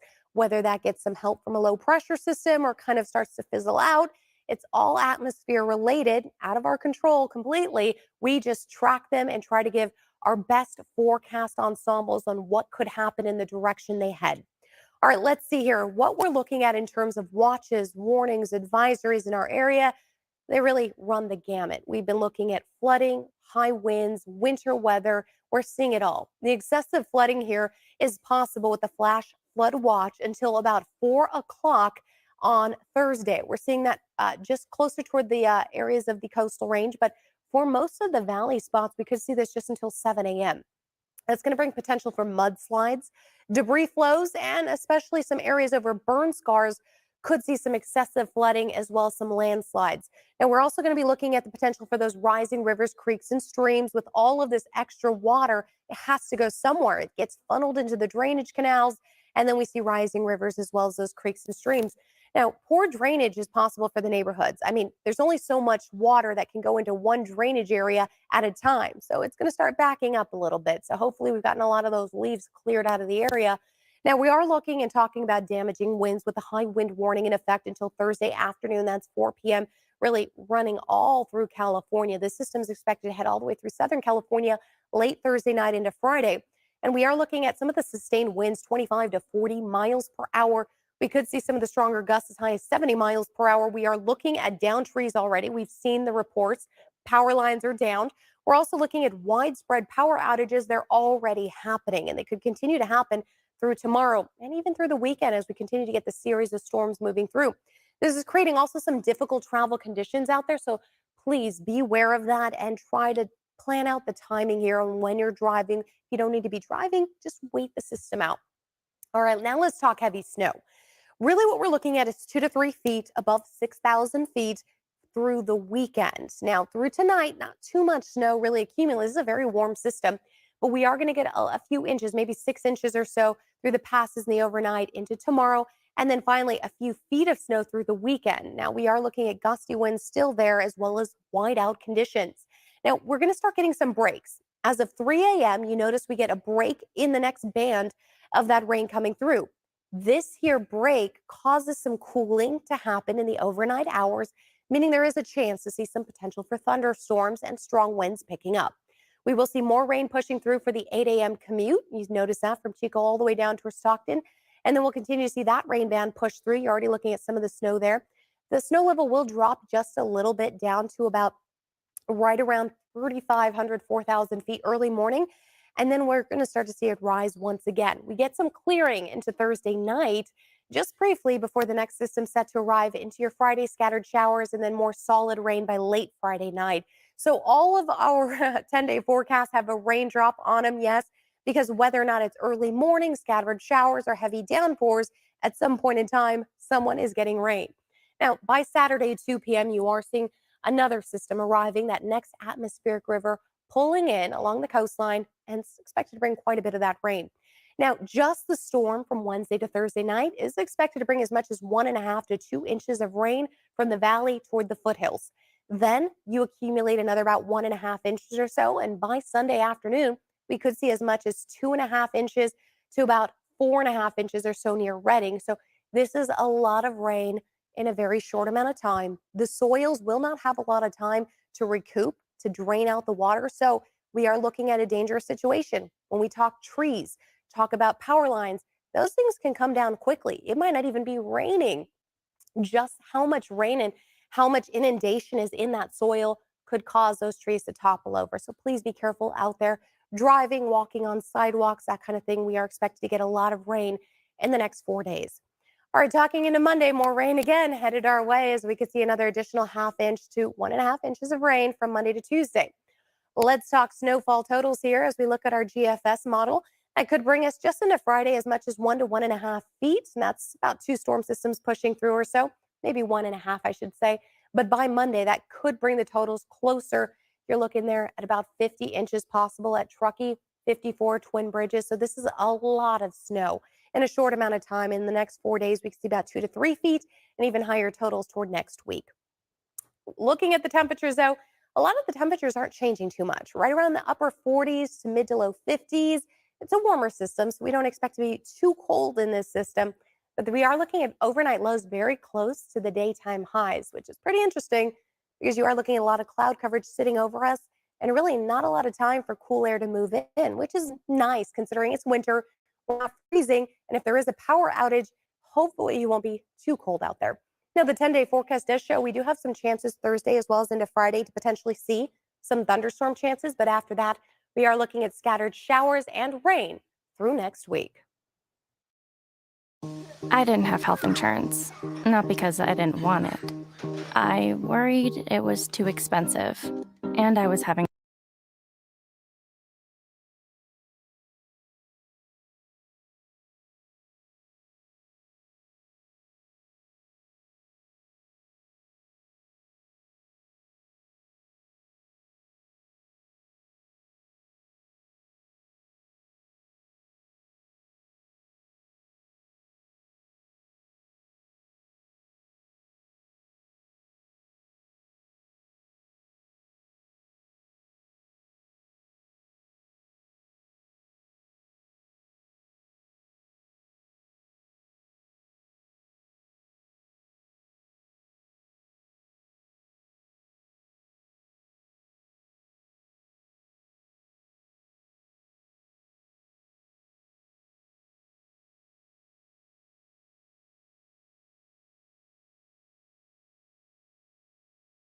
problems already with this storm system, and as it progresses, concerns of mudslides and flooding, especially in burn scar areas, grow. We've seen many of those over the last several months. Joining us now is meteorologist with the National Weather Service in Sacramento, Courtney Carpenter. Courtney, thanks for joining us here on Fox Weather.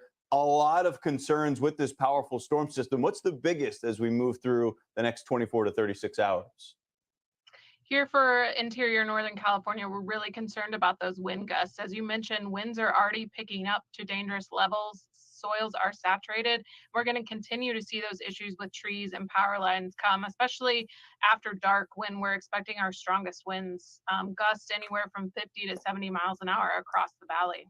Yeah, the darkness of the night is going to make it difficult for people to see. If we're seeing any of those issues of trees down, power lines down, that will make it difficult for people to see out there. Not only all of that we just mentioned, this also occurring in parts of California that saw a lot of fires within the last year. So what with the heavy rain and the burn scars, what do you think about the chance for mudslides? We are warning of the possibility of some flash flooding and debris flows over recent burn scars. For that, we look for very heavy, intense rainfall over a period about 15 minutes to an hour. And so as that cold front moves on shore later tonight, that's certainly a concern that we've been warning people about could happen, especially, as you mentioned, after dark when it's especially dangerous. Oftentimes, weather, it's just the average of extremes, but it feels like that's especially the case right now in California. You got this decades-long drought. Now, all of a sudden, it's this deluge, a parade of storms, this one of particular intensity. What are you expecting moving forward? It must be odd kind of balancing the benefit of this rain with the short-term threats being presented by the storm. Right. We need this rain and snow, especially in our snowpack going forward for the summer. So certainly it's beneficial in the short term, but with that, as you mentioned, cause a lot of kind of extreme hazards that we're worried about. And so it is that delicate balance of what happens. And then we'll just keep an eye. It looks pretty wet over the next week, at least here in California. Got to make it through the next week safely, hoping everyone does that throughout the state of California before we see some of those benefits in terms of the drought. National Weather Service Sacramento office, Courtney Carpenter, thanks so much for joining us. Thanks for having me. I'm Amy Freeze. Welcome to Fox Weather's YouTube page. We have more great videos on the way, so make sure to subscribe to stay updated on all things weather. Back to problems. Preparation H has got your back. Make that backside. Our Bud Care lineup provides power. On the channel. Something that we see a lot. We saw about at least 20 last night's stream in the lower Mississippi Valley. So thank you, Poor, by the way, for the $9.99 super chat. Thank you so much for this great coverage. We are in the Sierra foothills. Hey, stay safe there. The Sierra Nevada, anywhere in that area, you're going to see some hefty snowfall. Not the weather that we're used to here. I doubt it. I mean, this weather is not typical here in California either.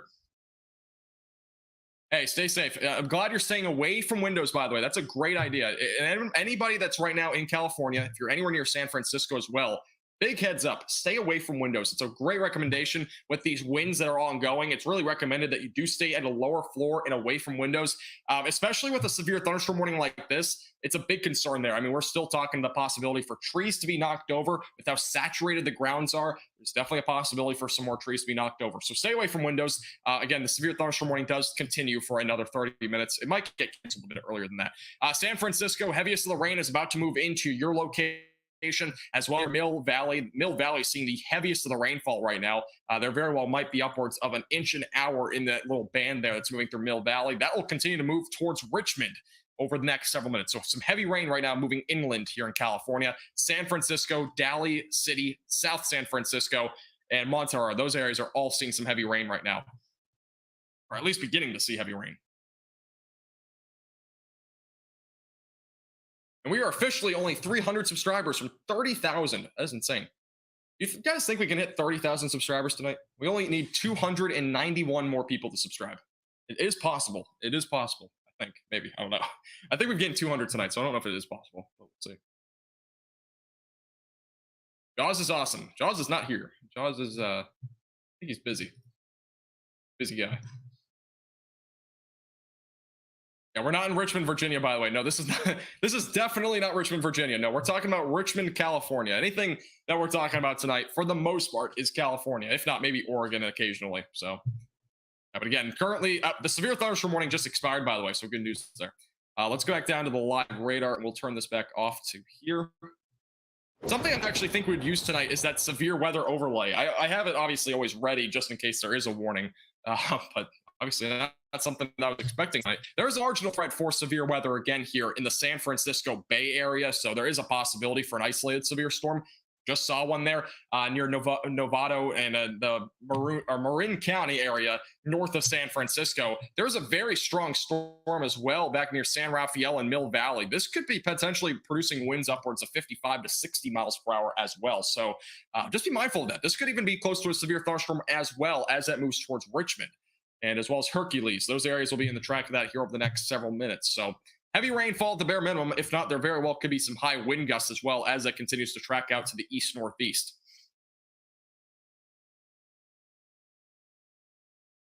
I subscribe more than once. Unfortunately, you cannot. Appreciate the support, though.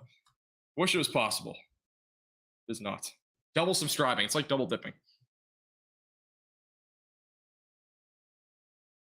By the way, did you guys hear about the comet that's going to be passing by Earth in about a month from now? On February 1st, I think it is. I think almost anybody in the United States, I don't know the specific details on it, but there's going to be a comet that is actually going to be passing by Earth. And with your naked eye, you'll actually be able to see it. It's kind of an interesting thing. I just saw that today. And you might want to look into it. You know, it's on February 1st, I think it is. So if you're interested in astronomy, I mean, you can see it without a telescope. That's the big thing. It's like a once-in-a-lifetime sort of thing. So, well, heads up there. How fast is this moving? It's moving at about 40 to 45 miles per hour. I'll put a track on this again for your timing purposes. So let's go and put a timing guide on it here. Put it a little bit more out here. So that's the timing right now. So San Francisco is already seeing the heavy rain, but this is the timing on the left side of your screen for the heaviest of the rainfall as it continues to move off to the north and east. Hey, Blondie, how you doing? Welcome back. I haven't seen you in a while. How's it going? Your birthday's on February 1st. I've had a lot of people say that actually on Facebook. Are you on Facebook? I've had a couple people say that. San Francisco is super windy, according to Shelly's son. Thank you. Get the report. So yeah, apparently San Francisco. Obviously, San Francisco is probably seeing some pretty high winds right now. But we can go over to the METAR data and take a closer look and see if any of these airports are estimating those winds as well. Not sure if San Francisco is or not. Yeah, 52 miles per hour back down in southern San Francisco right now. So 52 miles per hour being estimated there. That's really the closest airport in this area. But yeah, there's wind gusts right now around 50 to 55 at the bare minimum in San Francisco area. So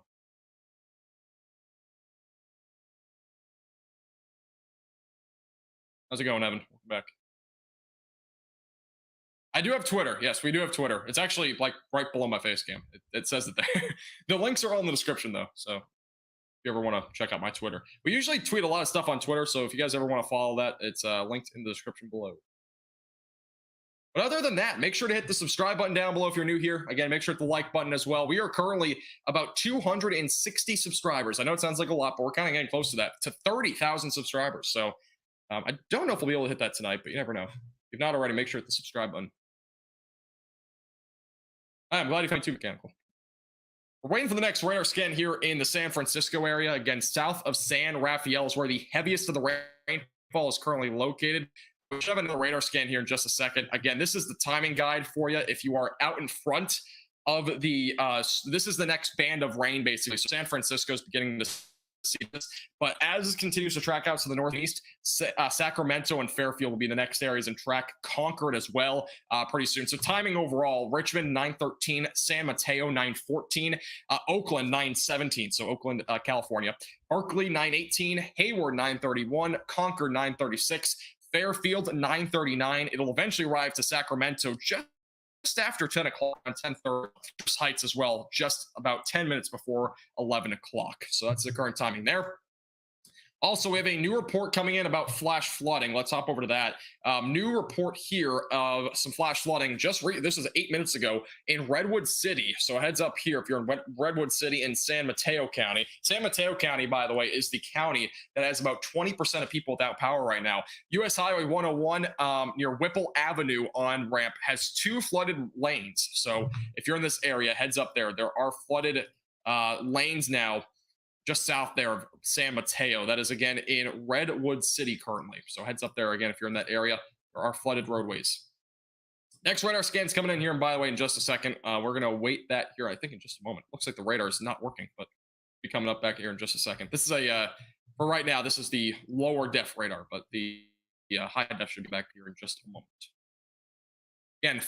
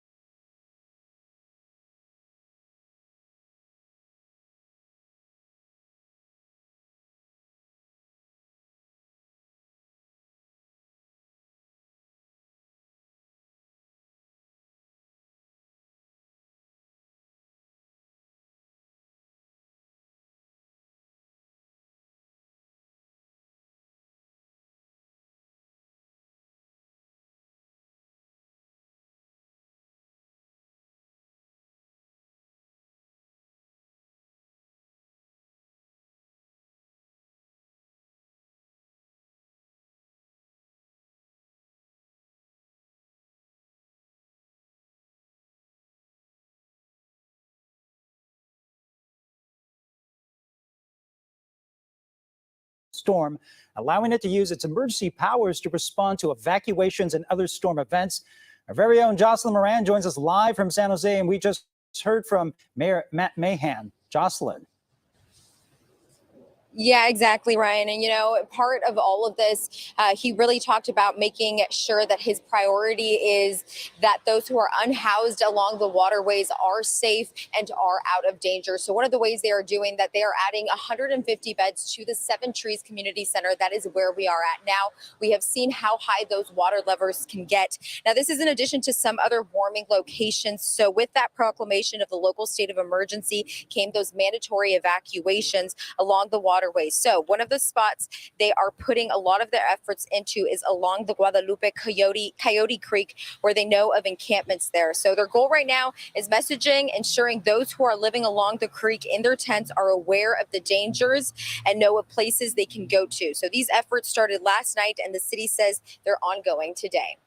This is anecdotal, but I just walked a few hundred feet with our outreach team along the creek, and many of the makeshift encampments appear to have been abandoned for now. So that's a good sign. Looks like a number of people closest to the water are not currently there. And when people go to these locations with overnight beds, they can take what they can carry. That's what Mayor Matt Mahan said. Mahan added that VTA is providing free rides for them to get to these warming locations. Now, as we know, we are expecting really all of this to pick up later this afternoon. So Mayor Matt Mahan also added that they are going to have staff along these waterways, some of these locations, really monitoring in real time where these water levels are at. So he also stressed just the importance of, checking in on those around you and really working together in all of this. And that is something we have seen up and down the peninsula. So I do want you to meet David. He is a San Mateo resident, and he showed us some of the flooding that he experienced in his neighborhood, in his backyard, some of those mudslides. So he is doing really what he can to prepare for later this afternoon. Video taken from people up and down the peninsula over the weekend.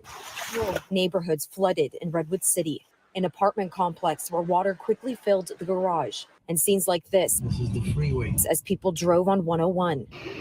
In San Mateo, this is what resident David cried from his backyard. He's been living here for nearly 30 years. This is, as I've just been the worst. It was so powerful that it knocked over my fence up there. The water flowed onto the street into his neighbor's driveway, bringing mud, logs, and branches down. I was standing up by where you see the wall there, and I could hear the surge, and I turned around. I went, I got to get out of here. And so I turned around and I started going down the hill, and it hit me, and I slipped and fell, maybe 10, 15 feet. But I was able to get up. Like many of his neighbors, he spent the last couple of days cleaning up and getting sandbags ready. And then once we do the sandbags, we're going to angle it so it goes into the slate, the sewer line across the street, and I can open that up. But still, like for many of us, there's worry over what we could see with this storm. If a tree goes down or a tree goes into the back here, we've got big picture windows, and they could easily be, they could be hit. And a lot of people aren't in similar positions as David. Now, right now it is sprinkling, but the roads are still slick. So be careful out on the roadways. And really, Ryan, what city officials have been stressing is this is not something to be taken lightly. We have to take this very seriously. And that starts out on the roadways and just being extra careful out there. Yeah, absolutely. Okay, thank you very much. Jocelyn Moran reporting live in San Jose.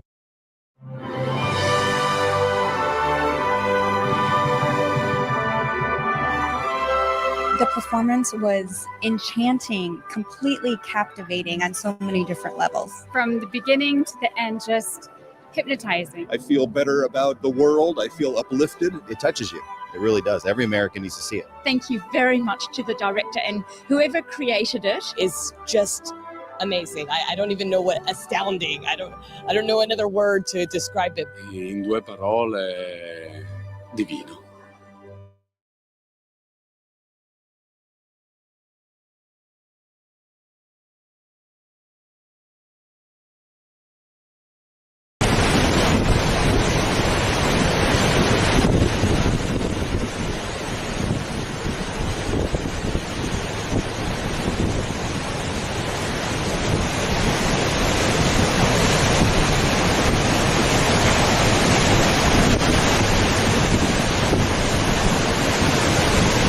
Seeing some major flooding in Mill Valley. This is an area that's prone to it already because of the tides. The Highway 1 exit of 101. But take a look. This is really bad because of the rainfall we saw from 3:30 till about 9 o'clock. We've got a break for now. The rain's going to pick back up at 2 p.m. Take a look. These cars are forced to decide if they're going to keep going or turn around. And at this point, you have to turn around. I'm actually going to move my car because it's getting to the point where I can't even get out if I want to. So I have to, gotta get out now, better than later.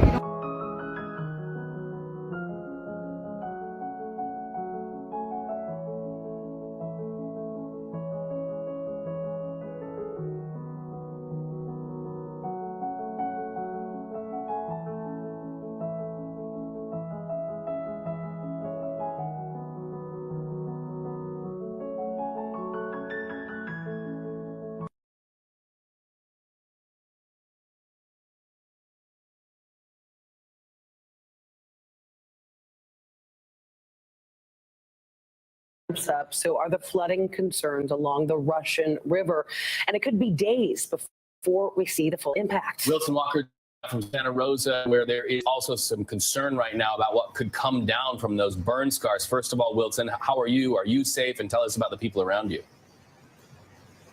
You know what? The rain has actually backed off a little bit here in Santa Rosa, pouring for several hours, and now it's sort of a light rain.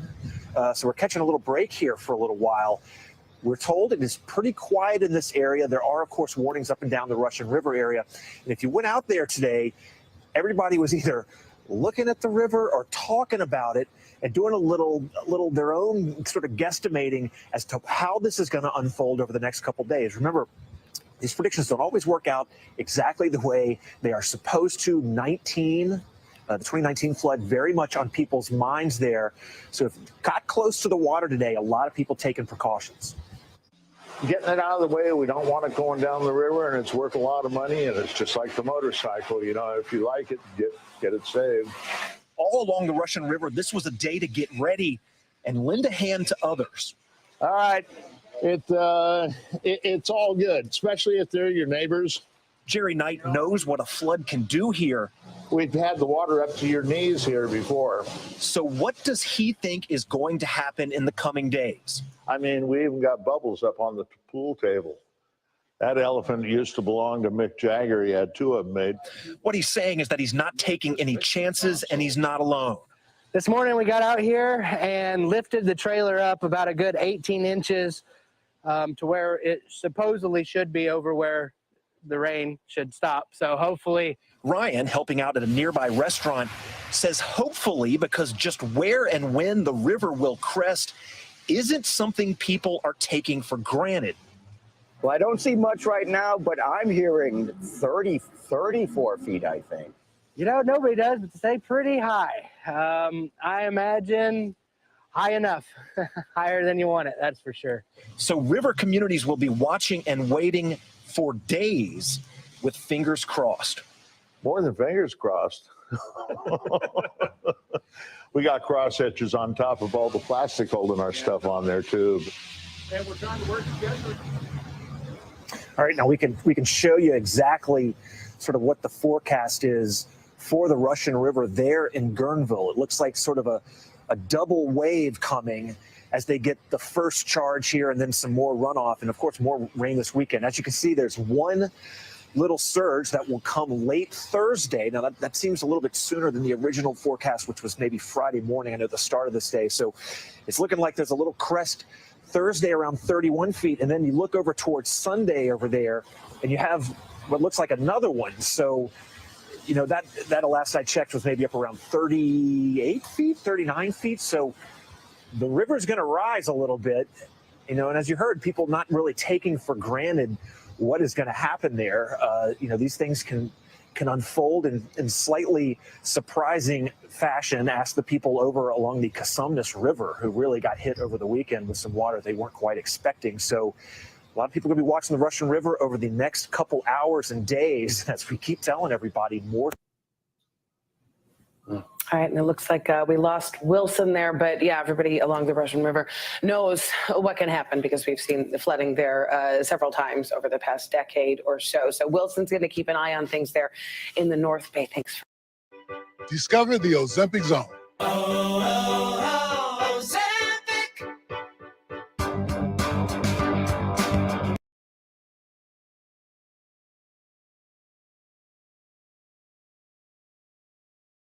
If you want to be healthier, you've got to get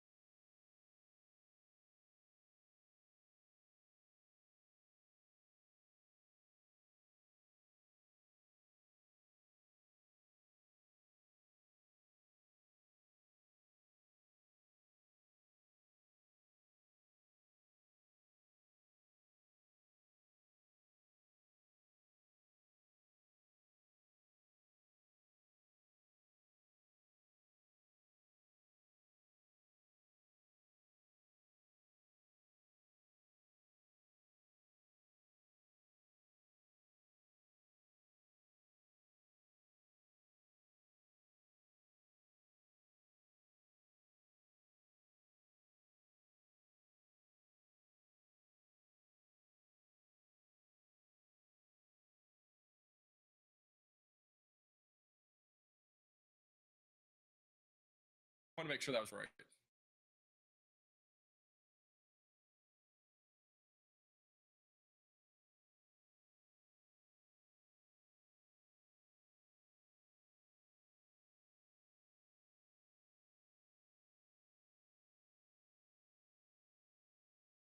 Out there as well.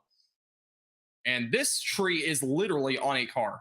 This is like actually a tree on a car. I mean, that one pretty much was, but this is a actual tree on a car. I have to really zoom in here. It's gonna be a little bit blurry, but this is a tree on a car. That's the definition of a tree on a car. It is hasn't really fallen all the way down. That's a tough car, by the way. That's pretty impressive. I know it's blurry. That's pretty look through that car anytime soon. That's crazy. Can't say I've ever seen a tree like that standing up like that.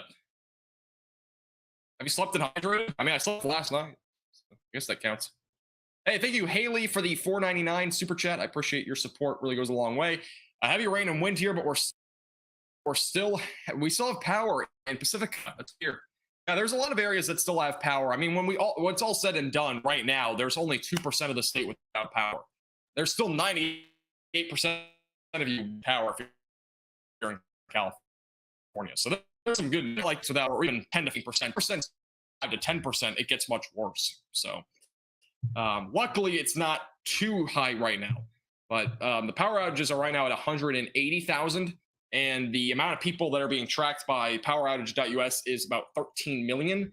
So that's actually more like 1.5% without power. So it's not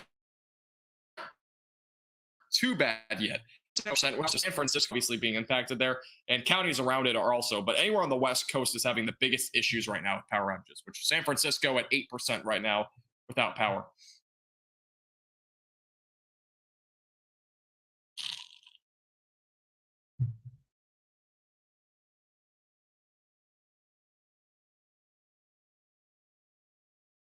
In California, it's cars in the trees. That is true. Whenever there's like a tornado or something, definitely what happens. Thank you, Evan, for the very detailed breakdown there. This car was hit by a tree. There's a lot of cars that were hit by trees today. I mean, we're obviously seeing a lot of these photos now coming in, and it's actually insane. The amount of cars that have been hit by trees is actually remarkable. By the way, new update. The state of California is no longer in a marginal threat for severe weather. So good news there. Obviously, wind gusts upwards of 50 to 60 miles per hour still are possible. But it does seem like severe weather will likely be tapering down. Wow, look at this. All right, so latest out of near San Francisco, 60-mile-per-hour wind gust has been confirmed at the airport just south of San Francisco. 60 miles per hour has just been reported there. That is near San Francisco. I'm assuming pretty close to San Francisco. It's been pretty close to that too. But man, 60 miles per hour. That is quite high to say the least. Definitely some high winds here. Yeah, 60 miles per hour. Wow. Unbelievable. By the way, we're only 20 subscribers from 29,800. So if you've not already, make sure to hit the subscribe button down below if you're new here. Yeah, we do nationwide live streams all the time. And also, again, we do video forecasts on the daily. And also make sure to hit the like button down below if you've not already. But most importantly, make sure to hit the subscribe button down below. It's the red button. It's free to do. And again, we're only 200 subscribers pretty much from 30,000. We might be able to hit that tonight if all of you hit the subscribe button. So I would appreciate if you subscribe if you've not already. It goes a long way. According to somebody in the chat, cities have opened more shelters for those that need it. So yeah, obviously there are probably some of you that might not have power tonight or some other issue with flooding or, you know, that sort of thing. And if you have any sort of issues and whatnot, there are shelters open. I'm not sure what the specific ones are, but there are some that are currently open there, especially probably around the San Francisco area with everything that's going on. Also, this is I can go and show it. This is a little tree here that fell down as well. Just another visual here. Tree that fell down in, I believe, this is on 280. But blocked all 4 lanes on 280. I think that was earlier today. That was in San Francisco. So the tree that fell down there as well.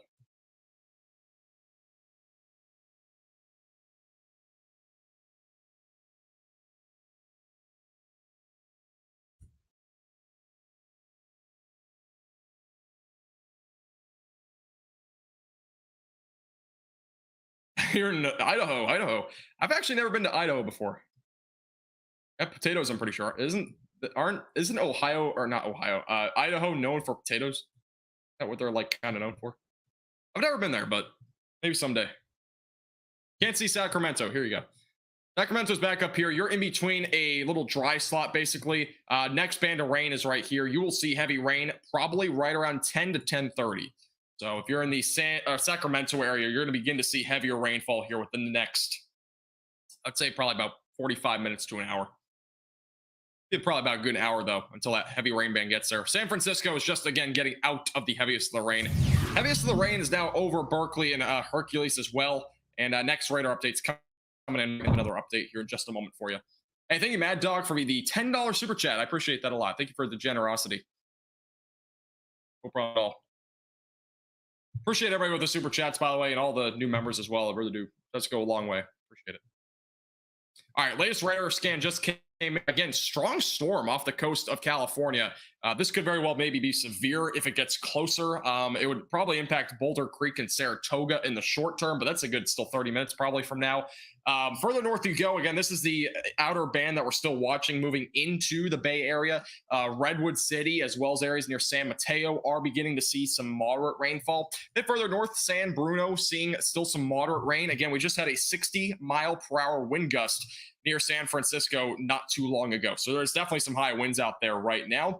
A little bit further to the north, near areas like Berkeley, still some moderate to heavy rainfall falling there near Hercules, and back all the way through the American Canyon, some heavy rainfall there. And then it really extends as far north as areas near Clear Lake. So very large area of heavy rain still falling. This will continue to move off to the east. Interstate 5 is going to be impacted by this as well, probably about an hour or so, unless you're kind of further north here. It'll be shorter. Further east you are and south, you'll probably be a little bit longer. So around an hour, hour and a half for Interstate 5. Back near Sacramento, if you're in Sacramento, again, you got about an hour until this next band comes. We'll put a timing guide on this for you as well. And we'll give you an idea of when this is going to arrive to your location. Or I think I will. Let me just refresh the software real quick. Glitched out. Go ahead and show you the future radar there.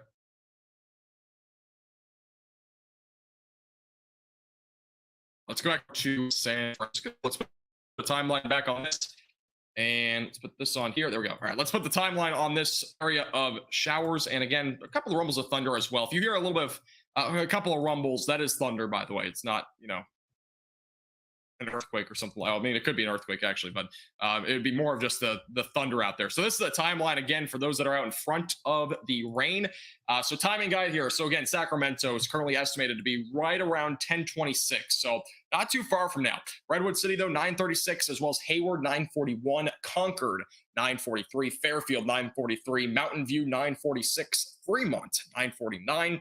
Along with that, we'll be talking about areas like Sacramento around 10:30, Stockton 10:38, and Citrus Heights 10:43 tonight. That is your timing again on this cluster that is coming right off the coast. It'll be moving into those areas here pretty soon. Heavy rainfall is expected. Sheets of rain will be coming down, so visibility will be reduced on the roadways out here. And again, San Francisco right now is seeing some heavier rain.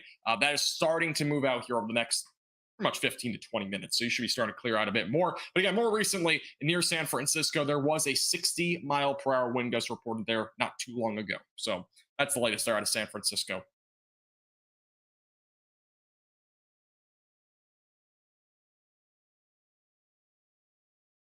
What are the wind gusts in Central California? It depends on where you are there, but wind gusts overall probably between at least 30 to 40 miles per hour. A few areas, though, could very well get upwards of 50 miles per hour. So wind gusts are definitely still up there.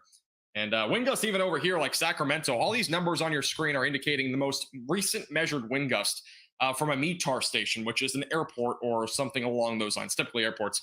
And overall, we're seeing a lot of wind gusts near Sacramento, closer to like 40 miles per hour. Back near San Francisco with that band of rain that just came through, it's pretty close to 60 miles per hour. So we're definitely still talking about some pretty high wind gusts here with this little outer band of rain that's going to be moving here inland a bit more here over the next hour. So definitely notable here for sure. By the way, we're only one subscriber from 29,800. If you've not already hit the subscribe button, make sure to hit the subscribe button down below. And again, we do forecasts all the time in live streams. So subscribe to the YouTube channel. It's free to do. There's no payment needed. You just click the red button down below. Keep you updated again with the latest here on the California flooding event and whatnot as it continues here across the state of California and anywhere along the West Coast, in fact, because it's not just California, by the way. Oregon's also being impacted, at least the southwestern section of the state, having some higher winds. Yeah, weather. There's definitely a chance that wind gusts are over 50 miles per hour. There's already been wind gusts over 7. The peak wind gust today here in California was 95 miles per hour. So we've had some very high wind gusts for sure today.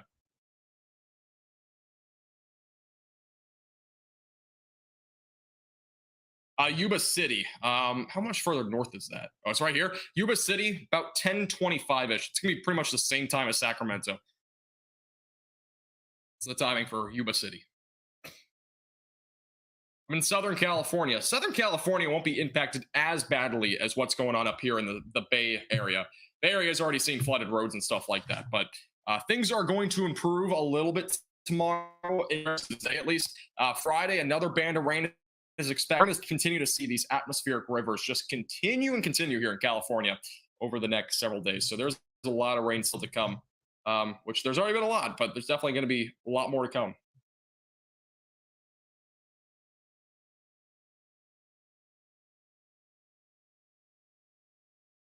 Right. Hey, I appreciate you, Blondie. Appreciate you being a member. Thanks, Sonny. I appreciate it. And again, I appreciate your generous super chat earlier.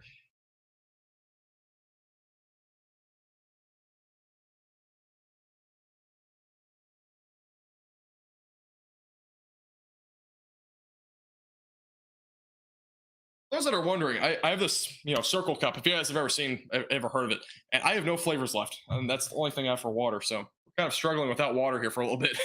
I have no flavors left. I was looking around. I thought I had some, but I do not have any anymore. That's unfortunate, but we're gonna live with it. I need a white cape and a yellow suit. Okay, that's interesting. Superman.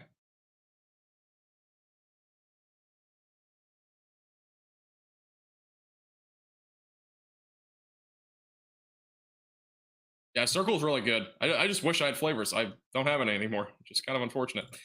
If you're just tuning in, by the way, which a few of you might, this is, again, a pretty crazy photo out of San Francisco. Again, this is a scene that we've seen tonight, and it's the trees that keep falling down because of all the saturated water around it. It's making the grounds very saturated, therefore leading to trees like this falling down. And again, they've fallen onto vehicles. This car right here, by the way, got extremely lucky, it looks like. But this vehicle, on the other hand, not so lucky. So this is something that we've seen tonight a lot of, is just trees falling on vehicles. So big concern, again, is the winds that we're still seeing out there. We've had a lot of damage reports already tonight, and we've seen trees falling down. Again, there's dozens of reports of that over the last even hour in San Francisco, that just trees keep falling down. So it's a big concern tonight, along with the flooding potential and along with the mudslides and rock slides, especially across the higher elevation areas and along the interstates. Big concern.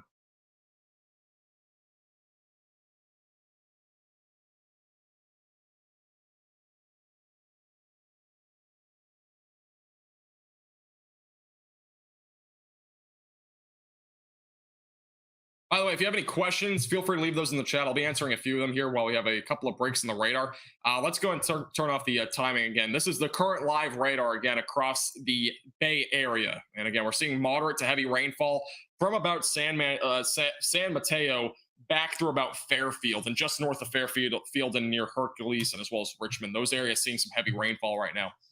That band is, again, continuing to move off to the east-northeast right now.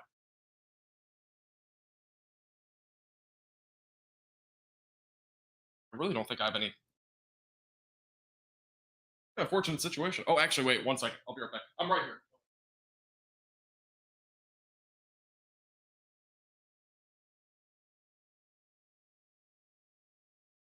Came in clutch, guys. It came in clutch. I actually had a grape flavor. I didn't realize. All right.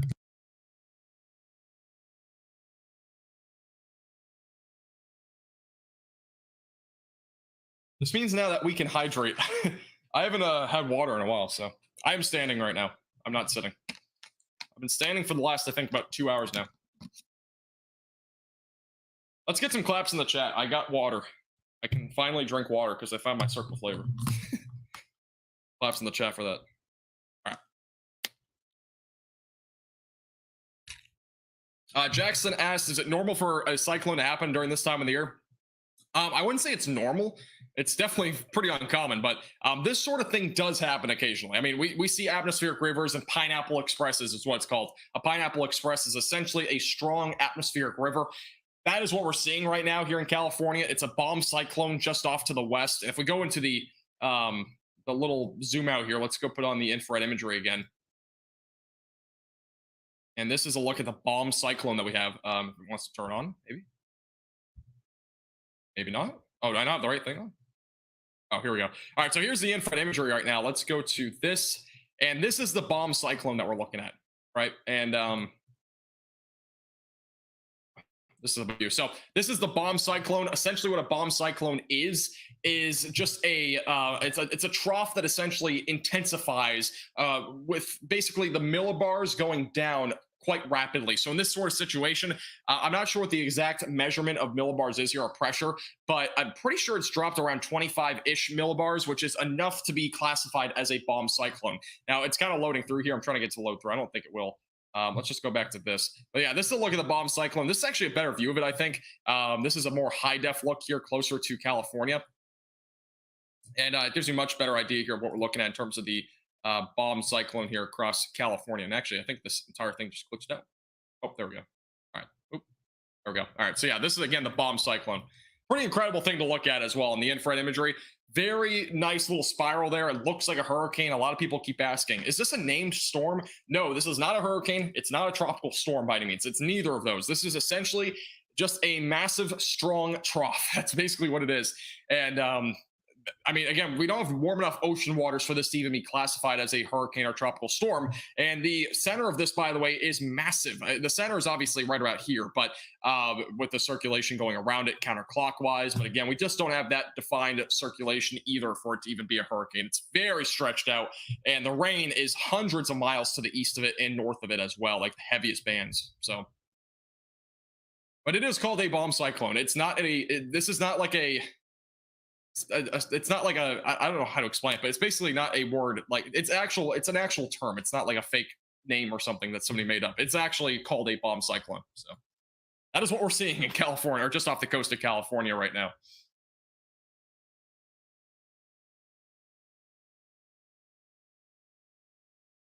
All right, let's go back over to Twitter real quick. I'm gonna see if we have any other updates here, but again, we have a lot of trees down in San Francisco. Those are the most recent reports we've had. I think that's definitely the most recent reports we've had. Yeah. All right. So nothing new there. Does it explode? No. I mean, the term bomb cyclone, the bomb part of it does come from essentially being an explosion of the trough, and it really just rapidly intensified. And I'm not sure. I think like there could be a better name than bomb cyclone, but essentially it's just a very well intensified. It's basically going under rapid intensification. That's what happened over the last 48 hours with this, and that is why this thing is bringing so much rainfall to California. All the humidity and moisture as well. It's just all equivalating to this serious event that's happening. And this is a better, more graphical view of it as well. So if you want to look at the high def of it, it looks a lot prettier. I just can't go as far north, but it looks much better here on the high definition infrared imagery. And those yellows and reds indicate higher cloud tops as well. So, hey, Stephanie, how you doing? I know it's so crazy to see you covering California. I don't usually cover California. It's not like a day-to-day thing. I mean, this happens maybe once a year probably in terms of me covering California, because California is not a state that gets severe weather, and severe weather is a big thing that I cover here. But we do cover big flooding events as well, and hurricanes, tropical storms, bomb cyclones. Obviously, is something that we cover. So. By the way, if you're just tuning in, there's 865 of you watching. We only have 778 likes. Make sure to hit that like button down below. Again, it's free to do. Helps us get out to more people that are in the track of the flooding and all that. Also, make sure to subscribe to our YouTube channel. We're almost to 30,000 subscribers. We're really close to it, actually. We're approximately about 170 away from it. So make sure to subscribe. I'm definitely showing the 7. All right, so this is a site in California right now, by the way. There's a whale in California. You got a whale on the loose in San Francisco. Confirmed. I'm just kidding. It's actually not. Hey, thanks, Carl. Appreciate it.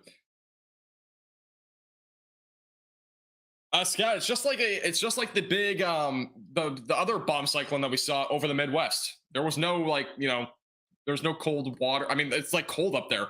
There's that big Arctic blast that came with it a couple weeks ago. It's like the same thing with this. I mean, it does a trough like this does not require it does not require warm water. The only difference is this is not a hurricane or tropical storm because the water is not warm enough. So you don't necessarily need warm water for a trough like this. Obviously, because of all the rain that's coming as well. So warm water is only for like hurricanes and tropical storms and that sort of thing. Clayton, I don't think there's been any tornado warnings. If there was, I would have known. There was one severe thunderstorm warning, and that was just to the north of San Francisco a little while ago. That's about it, though. Oh, yes, that is a Photoshopped photo. That is not real. Those that are wondering. There's definitely not a whale in the river there or in the waters in San Francisco. If that was happening, there would be mass panic in San Francisco because of the whales. Crazy things happening. But yes, Clayton, there's actually a little bit of lightning. It's not a whole lot. There is a few strikes of lightning, though. It's not that significant, though. I mean, it's pretty occasional. Pretty rare, I should say, actually. It's not even that occasional. All right, here's back to the live radar, by the way, closer to the Bay Area. This is the latest radar update. We still have a lot of heavy rain ongoing across areas like Fairfield, all the way back up here to the north and east as well. Latest scan's actually coming in, so we'll have a better view here in just a second. Actually, it's not update. Oh, all right. For some reason, that did not update. All right, so here's the latest radar scan, though. Still heavy rain now east of San Francisco, Berkeley, and as well as areas near Walnut Creek, Concord, and as well as anywhere really along Interstate 680. We'll start to see some heavier rain here pretty soon. Back through Interstate 80 near Fairfield, those areas as well are going to see some heavy rain pretty shortly. Just off to the west and southwest of Half Moon Bay. Look at the stronger storm starting to move in to areas in San Mateo County. So if you're in San Mateo County, heads up, strong storms coming off the coast. These could produce some power outages as they move off to the north and east. Definitely a big concern there. High winds are definitely expected as well.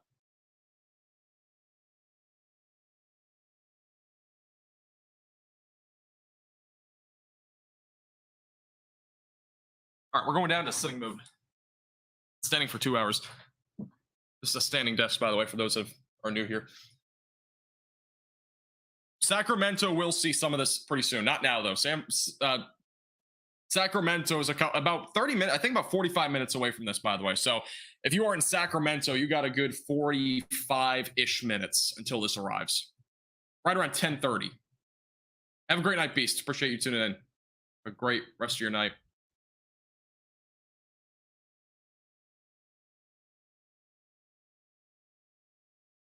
Let's do that. Here we go. Just gonna fix that. All right.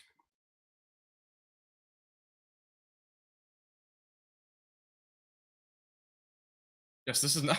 No, this is not a Sharknado. I can tell you that. Water spout. Where's that? Maybe I go to the velocities. Yeah, we actually there might be a very weak water spout off the coast of California. It's very weak rotation, though. I would be surprised if it was much of anything. It's probably like a very small rope or something, but very weak rotation here off the coast of California. Here's a closer look. Yeah, so there is actually a possibility that we have a water spout here just off the coast of California. Again, it's a good 15, 20 miles from shore, so it won't impact the coastline. But southwest of Half Moon Bay, a little bit of rotation there. Possibly a water spout. Not out of the question there. I don't think this will impact the land. That's again, to be honest, water spouts typically in this environment especially are not going to be that strong and they will not last that long. So this will not probably make it to the coast, but there's a little water spout possibly here on the radar. Not confirmed by any means. Again, it's the rotation isn't tight and confined, so it's not radar confirmed, but there might be one. I mean, in these sort of situations, even with this kind of rotation, I mean, we can occasionally see a brief water spout, which is obviously not out of the question here. So be a little water spout. No, this is not a Sharknado, by the way. This is not that situation. But yeah, that's the one area there that might have a little water spout. It actually has possibility there too. Let's go to the reflectivity. That's the area. It's right here. They're kind of on the northern half of that storm, kind of a weird spot, but there might just be a little bit there. Again, it might not even be a water spout. It's possible. People, I mean, honestly, it's so hard to even know if there actually was a water spout unless the radar is clear and obvious that there is one. Because, you know, people aren't out there on boats most likely over here for water spouts. And yeah, good point by Evan. I mean, it doesn't take much for rotation for, you know, water spouts to actually happen. I mean, rotation doesn't have to be strong, doesn't always have to be tight either. We do see water spouts quite often with really no rotation, but that's pretty likely there's a little water spout there with embedded in this strong storm. And again, this is going to be moving towards Woodside as well as Portola Valley and Half Moon Bay, Redwood City as well. All going to be in the track of this here pretty soon. So again, this is moving off to the north and east. It'll be something to watch for sure. And again, no tornado threat for those in San Francisco or anything like that. This is not a tornado situation. But a little water spout, possibly.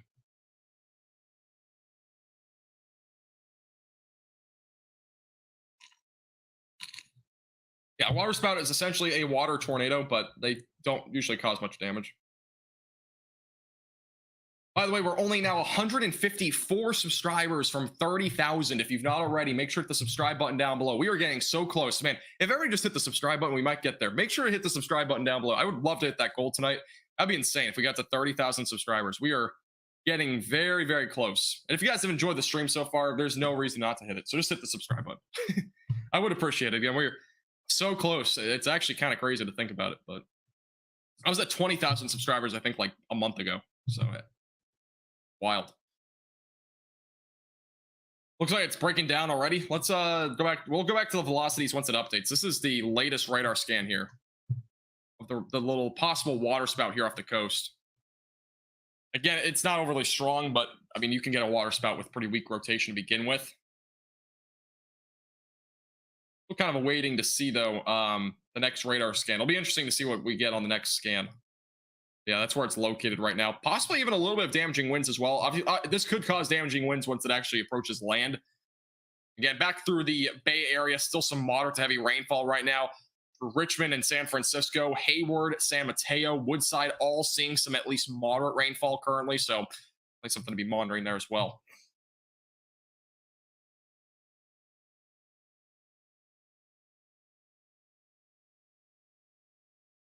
Palo Alto. I don't know if I'm saying the name right. Let me look that up real quick. You have a wedding. Well, congratulations, by the way. If it's you, I don't know if it's you or somebody else. There will still be some wind gusts upwards of 30 to 40 miles per hour tomorrow.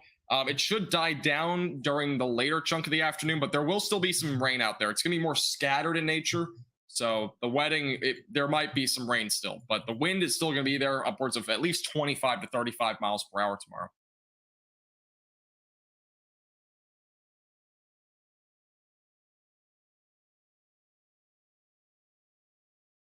Thank you for the report, Mike. Appreciate it. Thank you.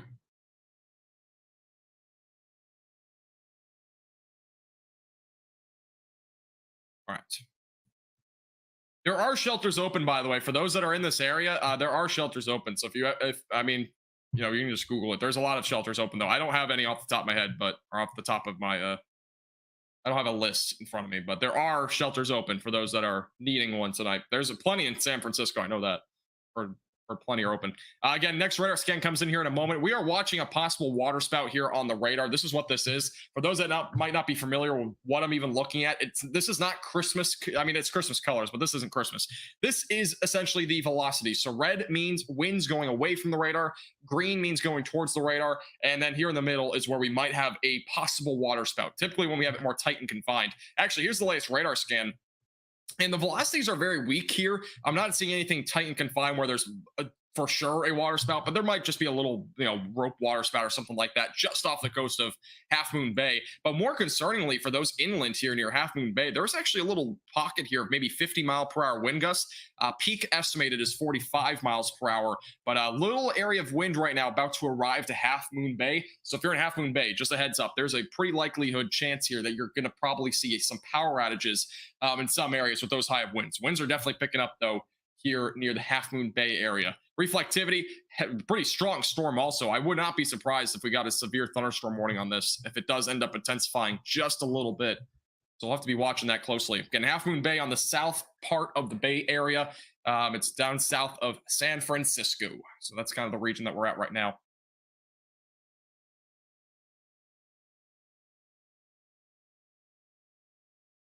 Not my wedding. Hey, there you go. At least you're not being directly impacted. Man, I would hate if I had a wedding and it rained and it was outdoors too. If it just straight out rained the entire time and it was windy, man, that'd be such a mess. And weddings are hard, by the way, to plan out. I mean, it's not like you can just predict the weather a year out. You gotta hope it's dry, you know?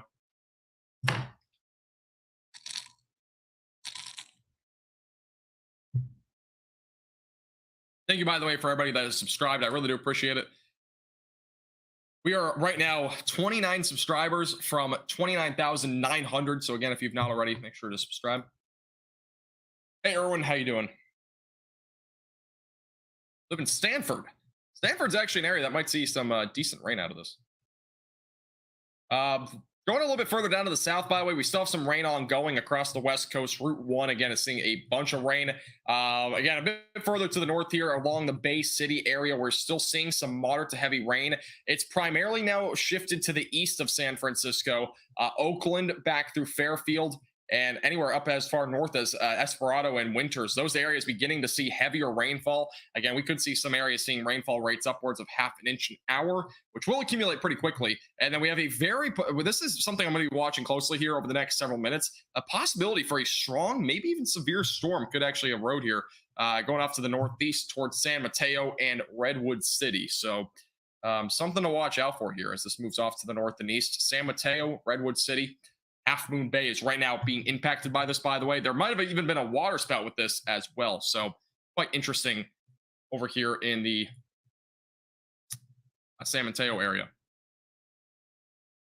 Here's a little loop, by the way, of what's happened here over the last 60 minutes.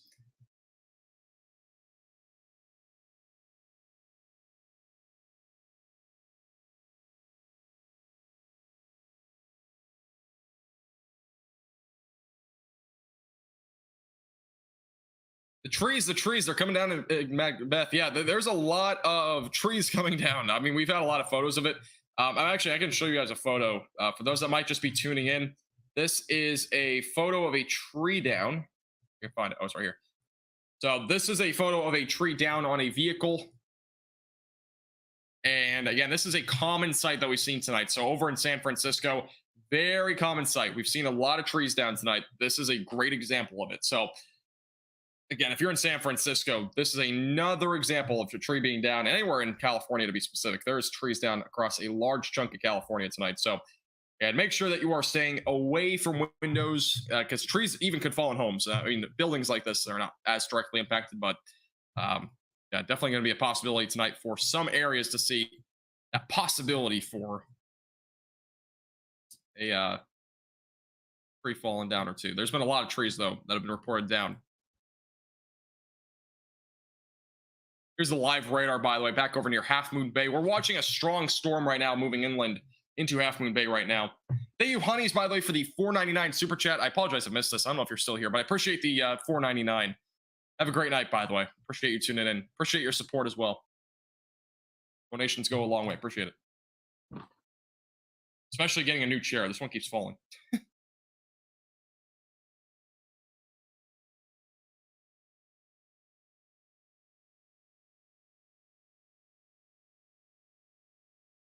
Tomorrow is going to be more of a scattered rain event. Most people will see rain tomorrow morning. It's going to be a much more thin band of rain, though. If you remember, obviously, this band came through San Francisco a few hours ago. This brought rain for a good hour or so. There will be another band of rain tomorrow morning. It'll be much lesser in terms of impacts. It's going to be more of just some scattered rain activity. It'll be much thinner, so there won't be nearly as much rain, but there's still will be some wind out there, and there will likely still be some travel impacts out there as well. So definitely be prepared for more travel impacts tomorrow if you are in California.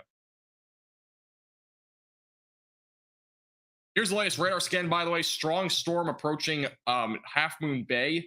Here's the velocities right now. We should get an update on that here, I believe, in just a second. Yeah, that should be coming in here momentarily. So this is, again, the wind speeds that we're seeing. These brighter reds representing higher wind speeds right now near Half Moon Bay.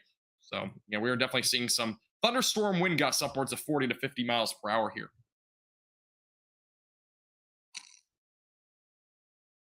Next radar scan, though, will be coming in here momentarily. Here is the live radar again. Half Moon Bay seeing some heavy rain. San Mateo as well seeing some moderate to heavy rainfall. Oakland, Black Creek, Berkeley all seeing some moderate to heavy rain right now.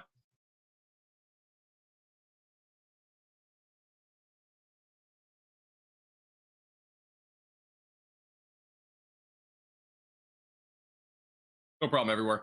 Yeah, again, this is currently south of San Francisco. So if you're in this area, again, we are right now currently south of San Francisco. Yeah, right now in the Half Moon Bay area. That's, again, the specific location. This is San Mateo County. Latest update, power outages are starting to skyrocket in California. I mean, skyrocket might be like a weird term here, but they're at least going up right now.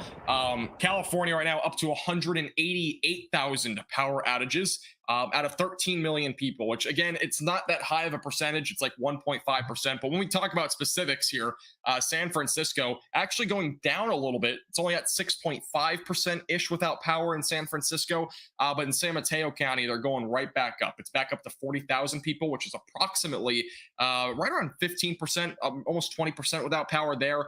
Santa Clara County, almost 10% without power. San Benito County, right about 7-ish, maybe 8%-ish without power. Santa Cruz County as well starting to increase in power outages just a little bit with 10,500 without power.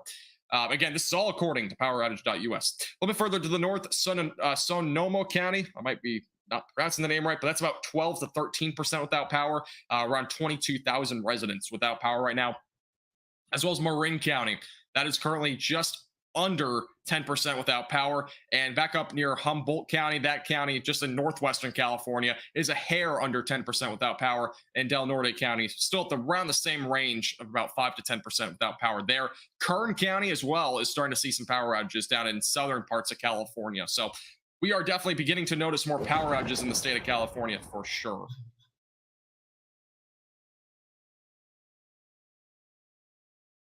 What traffic cam is it in Half Moon Bay? This one?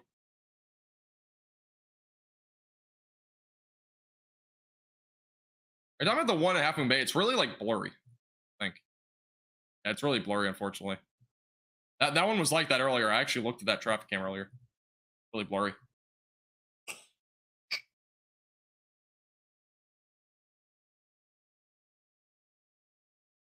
Let's zoom back. Oh, actually, we got another radar update. Let's go over that first.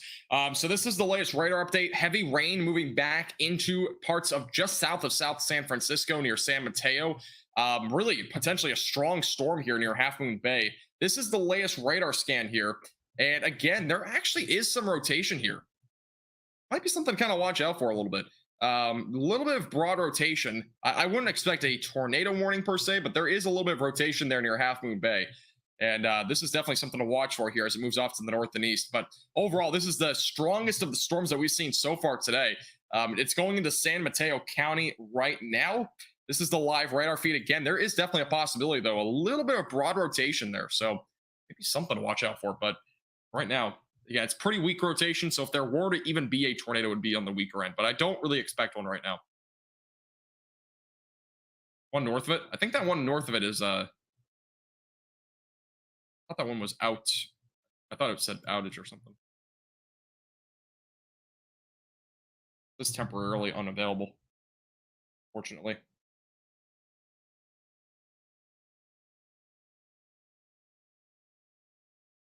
Yeah, again, there might be a little bit of rotation there. We'll keep a close eye on that. No, you're good. I looked at a lot of them before I went live. There was a lot that were out. Yeah, again, if we go back to the velocities here, it's kind of something to kind of keep in mind here. I mean, the rotation overall is pretty weak. The winds going towards the radar are weak. The winds going away, though, are a bit stronger. So there's at least some high winds here, but there might be even a little bit of upper level rotation. Let's go a little bit higher here. It's still kind of weaker the further up you go. It's not the strongest rotation you've ever seen, but there is a little bit. I wouldn't rule out like a very minimal lowering, but it doesn't seem like it'll become anything tornadic. It's going off to the north and east, though. So in between Half Moon Bay and Moss Beach and going towards San Mateo. Heavy rain as well. And we could see a severe thunderstorm warning with this. It's not out of the question. There's definitely some heavy rain here and also possibly even a little bit of lightning. I would actually, let's look at how much lightning there is right now. I'm not sure if there's any with this, but This actually is not producing lightning, believe it or not, even though it does look like it should be. A lot of heavy rain at the bare minimum. Lightning is winding down in California. There's been no strikes of lightning in the last 30 minutes, so we haven't had any lightning recently.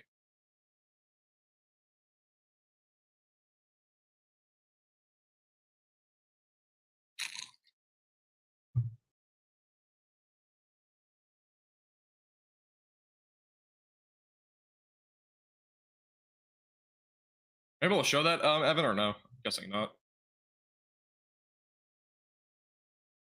I don't know if that live cam I can actually use.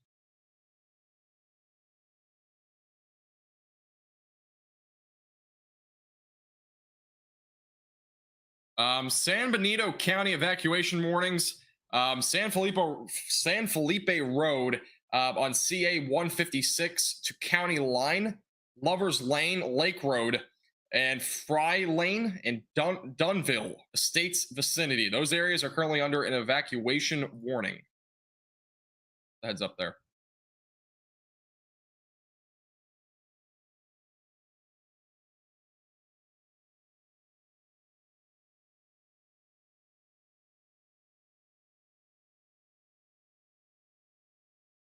That's the latest update there.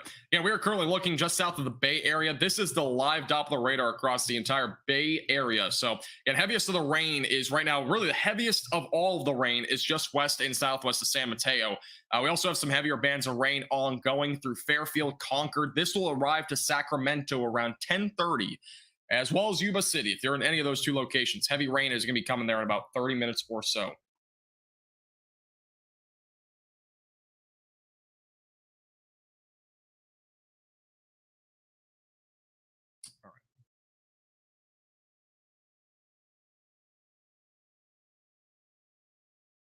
Sacramento, again, 30 minutes. About 30 minutes until you see more rain. Winds might pick up again upwards of 40 to 50 miles per hour. So just a little heads up. Winds could very well pick up again. So they've been pretty high all day. I mean, again, for the most part across California, wind gusts have been somewhere between 40 to 60 miles per hour. Some areas, though, have actually been upwards of 95 miles per hour. There was a confirmed report earlier today of 95 mile per hour winds. So there have been some very high wind speeds. Obviously, 95 is pretty high. That's category 1 force wind speeds, by the way. So, actually been one area. I can't remember what the exact location was, but we did have a 95 mile per hour wind gust.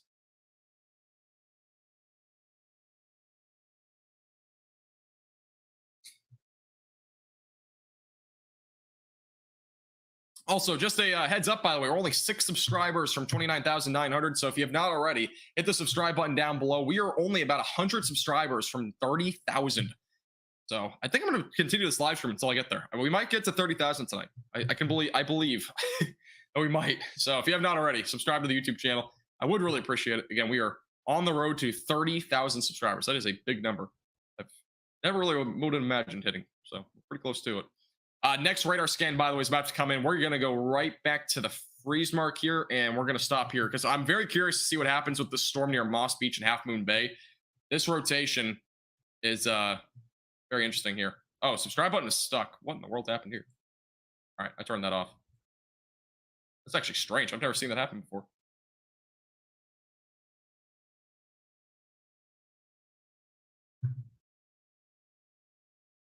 Again, we got our next radar scan coming in here in just a moment, so stay tuned.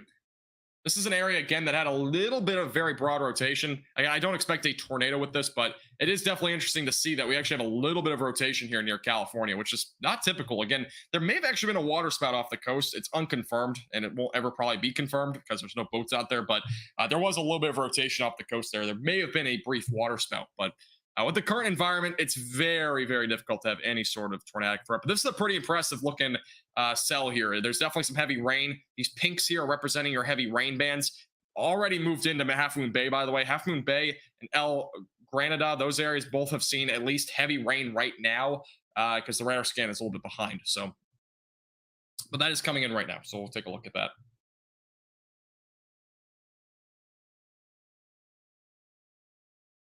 Here's the next radar scan. All right, there we go. So this is the latest radar scan, and we actually have heavy rain heading back into South San Francisco. This is a heavy pocket of rain here. No lightning with this, but there is definitely some heavy rain, and it might wake you up. You might, obviously, if you're watching, you are likely awake I've had a couple of people say they fall asleep during my streams, but for right now, at least if you're awake, there's some heavy rain here from South San Francisco back through Half Moon Bay. Here's the velocities. Again, I'm not seeing anything in terms of really any rotation right now. It's pretty minimal. Even if there was any, there's no tornado threat with this. But overall, there's at least some wind, potentially upwards of 30 to 40 miles per hour in the peak. But overall, more of a wind concern right now. These are the current estimated wind speeds, near 50 miles per hour near South San Francisco. That is near San Mateo. So if you're in that area, heads up. There are upwards of 50 mile per hour wind gusts currently ongoing. That is the current estimate here on radar. So definitely some wind near the San Mateo area. And I think that's about the highest. I don't think there's anything higher than that. But yeah, about 50 miles per hour. Not seeing anything higher. So 50 miles per hour right now is about the peak, with the center of this from this basically storm that we're seeing, even though it's not really much of a storm, it's more of just rain. But this cell here is producing winds upwards of 50 across areas near Interstate 280 in the southern sections of the Bay Area. A bit further to the north, we actually have heavy rain picking up as well. This is near just to the east, actually, of Oakland, near Interstate 580. So some heavier rainfall falling here. Interstate 880 as well, seeing some heavier rainfall. This goes all the way back through Martinez, as well as Walnut Creek and Benicia. I know somebody was in the chat earlier that was from Benicia. I don't know if you're still here, but that area is also seeing a little bit of moderate to heavy rainfall. Heavy rain extends all the way back up through Winters. And if we go to this radar near Sacramento, we'll get a better picture here of this. Some moderate to heavy rain falling as well near Winters. So these little pockets of red that you're seeing in orange, that's representing heavier rainfall. So if you're traveling along Interstate 50 or 505, I think it is. Yeah, 505, as well as Interstate 80. Those areas are going to start to see some deteriorating road conditions. So heavy rain is going to continue here across the state of California with this outer band that we've been watching here pretty closely. And again, this is currently the San Francisco area live. Doppler radar, latest update.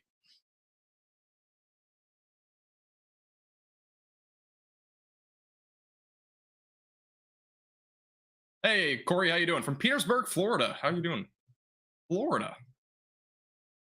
Anything happening in Florida? I think there were some storms in Florida, but I don't know if they went that far south. Just a friendly reminder, by the way, if you're just tuning in, we're only 80 likes from 1,000. Make sure to hit the like button down below. Helps get this out to more people that are being impacted by this weather event. We're also now 75 subscribers from 30,000. If you've not already, hit the subscribe button. We might be able to get there tonight. That'd be absolutely insane. 75 away.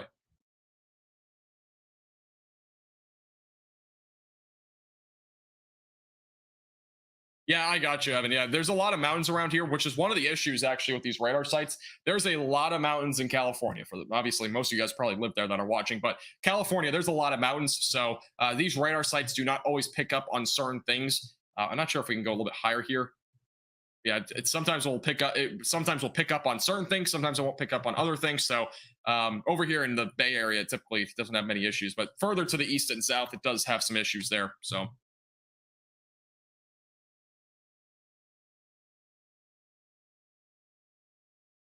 Got some pretty good rain a couple hours ago in St. Petersburg.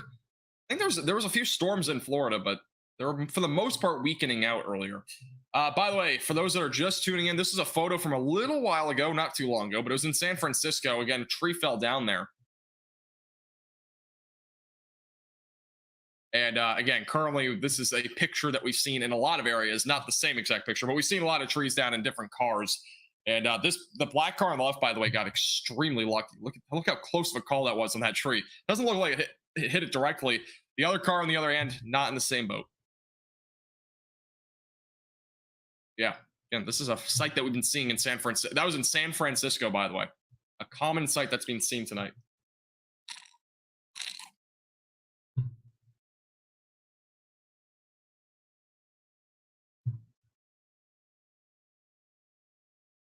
All right. Hey, thank you, Evan, for becoming a 4-month Tornado Chaser member. I appreciate that a lot, Evan. Thanks. I appreciate your support. He says, please subscribe. I agree. Please subscribe. Yeah, we do nationwide weather all the time. We do live streams, videos, video forecasts. So make sure to subscribe. No better time to do it. We're only right now about 70 subscribers from 30,000. So make sure to hit the subscribe button down below. High winds picking up in Orangevale. Thank you, Allison, for the report. Let's go over to the winds real quick. because we do have the METAR station. We can take a look at the wind gusts. Again, most recently near San Bruno, this is over north of San Mateo. We actually had a 60-mile-per-hour wind gust near the San Francisco area. So just something to be keeping in mind. Actually, more recently, just occurred moments ago, 54-mile-per-hour wind gust has been reported or actually confirmed just north of San Mateo. Some sporadic areas as well in here around 20 to 25 miles per hour. Back near Sacramento, we are talking 35 to 40 miles per hour, a bit further off to the north and east. So there is higher wind speeds the further north and east you go there near Sacramento, Elk Grove, Citrus Heights, Woodland, Davis. All those areas seeing some higher wind speeds there right now. So there is definitely some higher winds the further north and east you go this evening. And even in these bands, I mean, the two things is the further east you are right now in California, the higher wind speeds you're probably having. However, with these bands of showers and a couple of, rumbles of thunder, these are the areas as well that we're going to see some higher winds when these bands of rain move in. Since this is a stronger storm, that kind of gives us an idea of why we're seeing higher wind gusts as well. So all those things kind of taken into account here, how things are going here in California. So right now what we're seeing.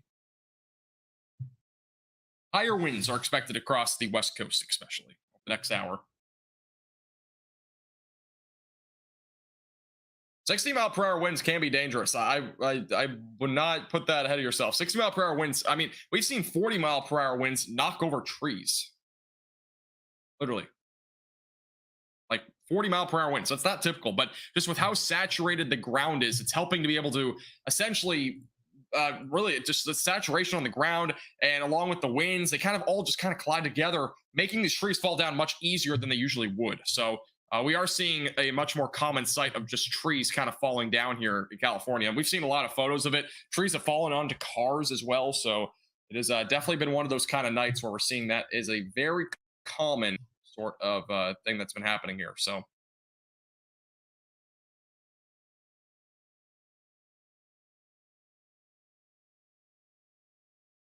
all right. I have wind. There's a lot of wind everywhere. Never mind. I'm not. Just wrote a bad comment. All right. It's like a normal rainy day in San Jose. Honestly, it seems as if like recently it has just been, this almost has become normal for you guys in California. By the way, this is not the last time you're going to see rain in the next week. We're going to see several rounds of rain. All these atmospheric rivers are just going to keep coming here in California over the next several days. And if we take a bit more of a zoomed out look at things as well, let's go over to the infrared imagery. This is a look right now at the bomb cyclone. Here's the center of it, by the way. We'll go through the 6-hour loop, actually. Let's do the 6-hour. But this is the bomb cyclone right here. Oop, I put it too far to the left. That is the bomb cyclone, though, right there. It might take a second to load. I'm going to pause it right here. That is the bomb cyclone. And this is all of the rain and the heavy rain bands that have come through California. Most notably, this is the most recent one. And then back up here to the north, we also have another at least high cloud area where we're seeing some rain as well, and even some snow from Oregon back through Washington. So it's a pretty impressive little thing that's going on here in terms of just the overall setup and whatnot. So definitely kind of crazy stuff going on here. There we go. This is a better view of it. So this is the last 6 hours on loop. You can just kind of see how this has evolved. Again, that's the bomb cyclone, the center of it, west of Oregon right now.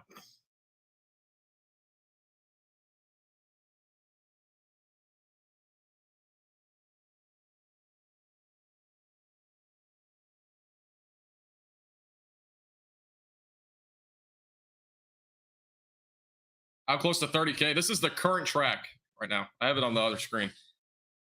We are awfully close. We are actually much closer than I thought we were tonight. We are 60 subscribers away right now. That's actually crazy. Santa Cruz is still recovering from those fires. Well, there's at least rain coming to kind of hopefully help California a lot here over the next few days. Unfortunately, it's a little bit too much rain, though. That's the thing. We're getting a lot of flooding rains and stuff like that out of this. So it's getting kind of dangerous out there. With how much rain's falling. And this is going to be, again, a continuing pattern over the next several days. Again, bomb cyclone, multiple atmospheric rivers are coming to California over the upcoming, days. We're going to see a potential as well next week for a more significant event as well. That'd be closer to possibly Monday night into Tuesday. We might see another significant event. Not exactly like this, but it might bring some high winds there to California. By the way, power outage update. Let's go to the power outage update here. California is increasing in power outages again. We are now up to 194,676 people without power. That is an increase of almost 20,000 in the last about hour and a half. So there's more power outages continuing here in California, most notably north of San Jose, or excuse me, that's, well, obviously, actually San Jose is in it, but north I meant of the Santa Rosa area. So right around 88,000 people without power back up just to the north of there. Back over closer to Eureka in Humboldt County. That area is about almost 10% without power. Sonoma County is just a hair over 10% without power now, with about 21,600 customers without power. Marin County is right now just over 10% without power. San Francisco is right about 6.5% without power, just about 6% to be approximate without power there. San Mateo County, 38,869 without power. Santa Cruz County is just a little bit under 10% without power. And Santa Clara County, which is where San Jose is, that area is just a hair as well, under 10%. And then San Benito County is about 7%-ish without power. So those are our main power outages. But again, going up in numbers, we're up to 194,000 without power now. So that number does seem to continue to increase here in the state of California. Again, this is a live view. Oh, let me go back to the screen. This is a live view again of the bomb cyclone here. Pretty wild stuff going on here in California. Just off the coast again of California is where that is located. This is the Pineapple Express. Yes, this is literally called a Pineapple Express. It's a strong atmospheric river that we're seeing here, and it's going to continue to impact California over the next few days. Potentially for at least another week, actually. Good impact for a week. Thank you, Shelley, for the report. Lights flickering in Lake County.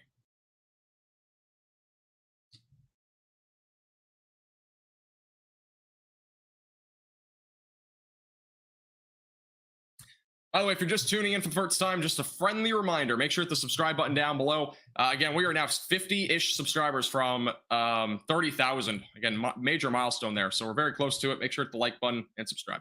All right, we do have an update. Somebody was asking about Lake County. This is a little bit just off to the north and west of Sacramento. This is the live radar. We're going to pull up here in just a moment. So this is a live radar. Power might be flickering just because of the high winds, but this is what we're looking at right now on radar. Some heavier rain right now, currently near the Lake County area.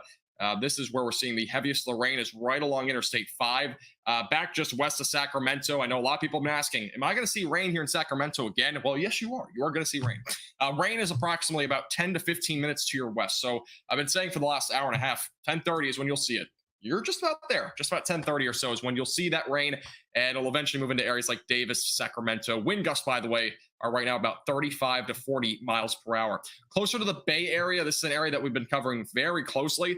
There are some stronger storms as well down here. Let me just refresh my thing here. But back near South San Francisco areas, back near Half Moon Bay as well. Some heavier rain is falling here, even near Daly City and just south of San Francisco, actually.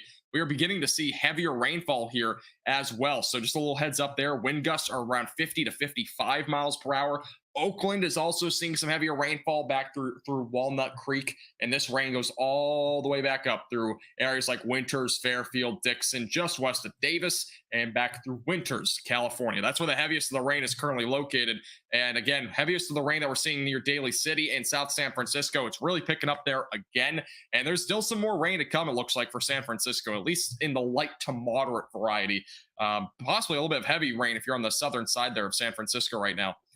And thank you, Kevin, for the $1.99 super chat. I really do appreciate it. Thank you very much. Glad you've been enjoying the coverage as well. Thank you. Appreciate all the support, by the way. Anybody that's super chatted, I really do appreciate it. Yuba City is going to be impacted by the rain's going to arrive to Yuba City probably in about 10 minutes. Same thing with the Sacramento area. So both areas there are going to be impacted right about the same time. We're now 39 subscribers. 39, that's it. The milestone. 38. That's insane. Man, we're so close. 38 more subscribers to 30,000. That's actually insane. We're inches away.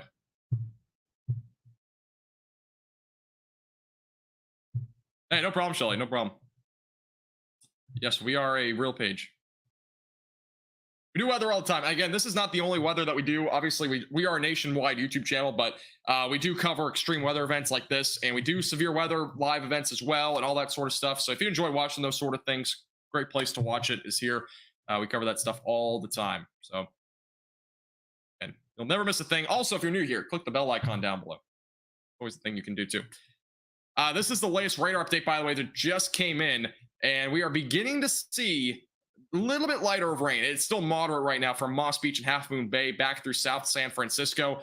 San Francisco, Daly City, all seeing still some moderate rainfall, but heavier rain is now moving back into Oakland, as well as back up near Walnut Creek, Pleasant Hill, Concord. These areas also seeing some moderate rainfall right now, and this will continue again over the next few hours. Definitely a big concern, though, is again flooding tonight. Flooding is going to continue, especially in lower elevations.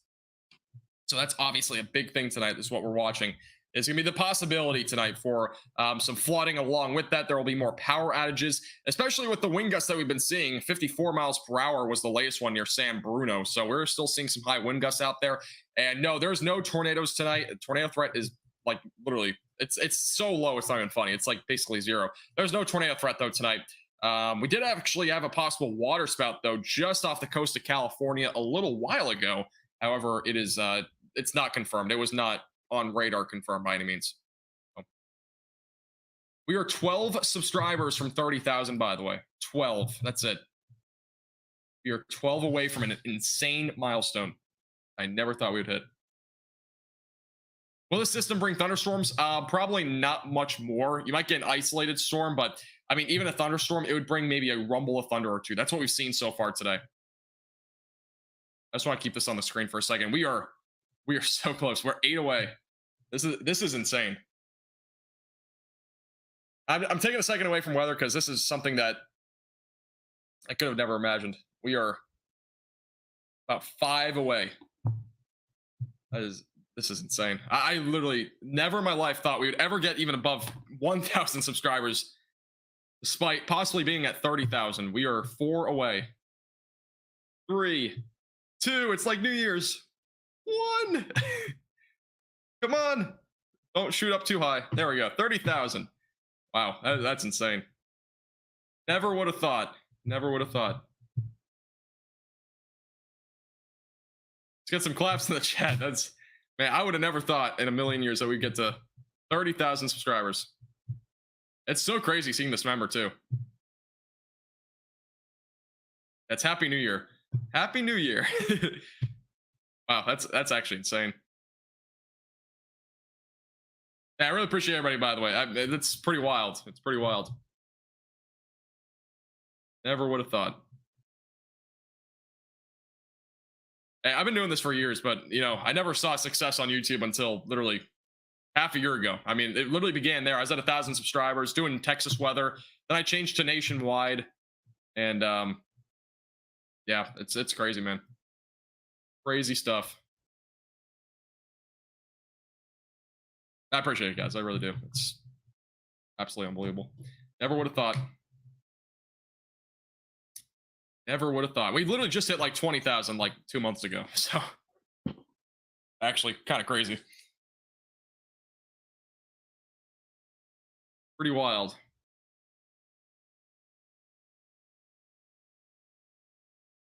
Yeah, it's pretty crazy.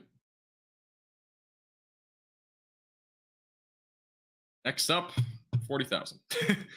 I mind-boggling though. I really do appreciate everybody. That's pretty wild. You know, getting 30,000 subscribers on YouTube is not easy, and it's crazy that I've gotten to this point. It really is. All right. Back to the weather for the 2.5-minute celebration. I don't know how long that was, but. All right, let's get back to some of the weather for right now. Again, we're still talking about some heavy rainfall across California. San Francisco specifically, still seeing some heavy rain just on the east side of San Francisco.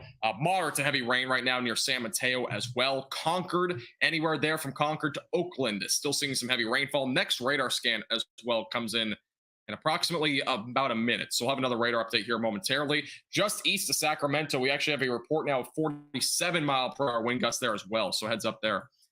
So keep a close eye on that. Highest wind gust in the last few minutes, though, was 54 miles per hour near San Mateo. Latest there. Another radar scan should be coming in here momentarily. So we'll keep you posted with that as we get closer. Put it on the loop here for now.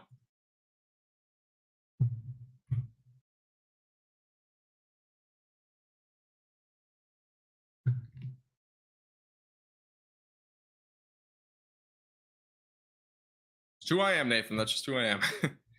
I mean, I honestly, like, it's really crazy to look back at it, though, guys. Like, this YouTube channel honestly would have never happened if something didn't happen a while back. So I'll tell you guys a story. I've actually never told this story before. Actually, no, I won't say the story, but let's just say something back in May.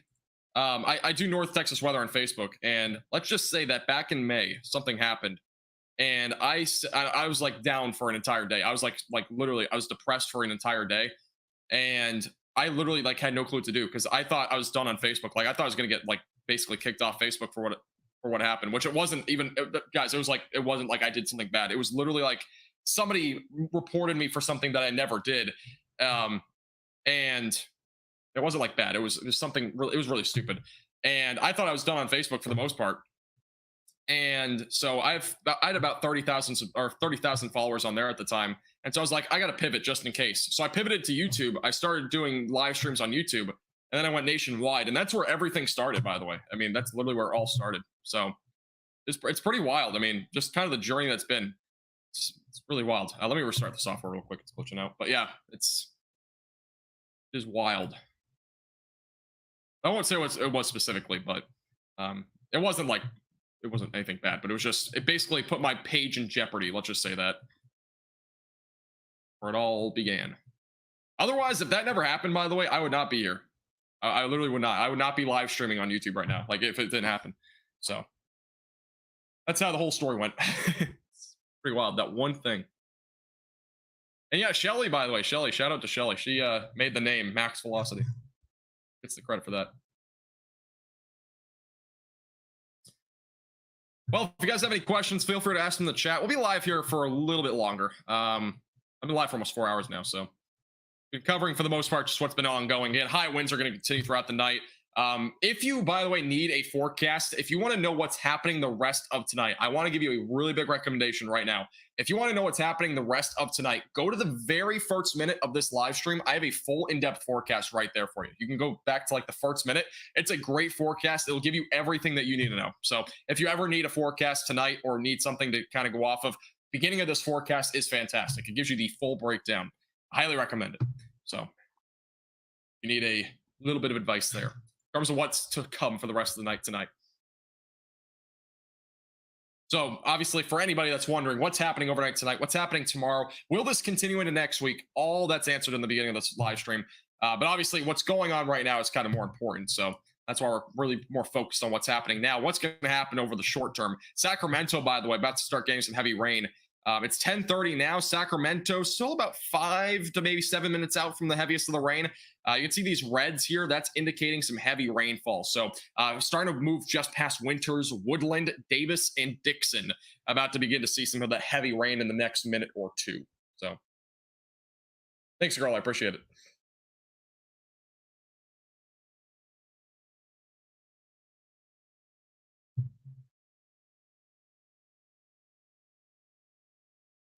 I totally agree, by the way, Mind. Life is short, guys. Enjoy it while it lasts. Take yourself on a journey. Do what you want to do. Make the most out of it. Where it's at.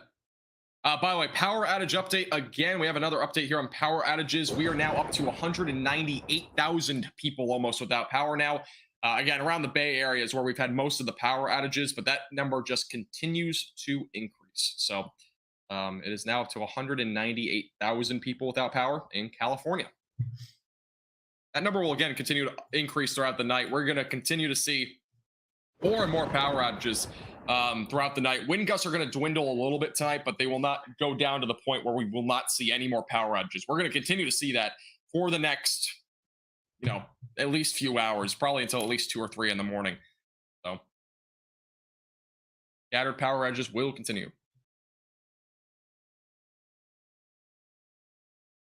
Hey, Willow, how you doing? Still have power in Stockton. That's good. Good to hear. It's always when you have power. Honestly, I've been in hurricanes before, and when you lose power, it feels like the worst thing ever because you basically are like, will I ever get power back? And one of those things, it's like, man, when am I ever going to get power back? But glad you have power. Glad you have power. There's a lot of people with power in California. It's over 98% of people still with power. But the Bay Area and whatnot, it's upwards of around 5, 6, 7% without power. So.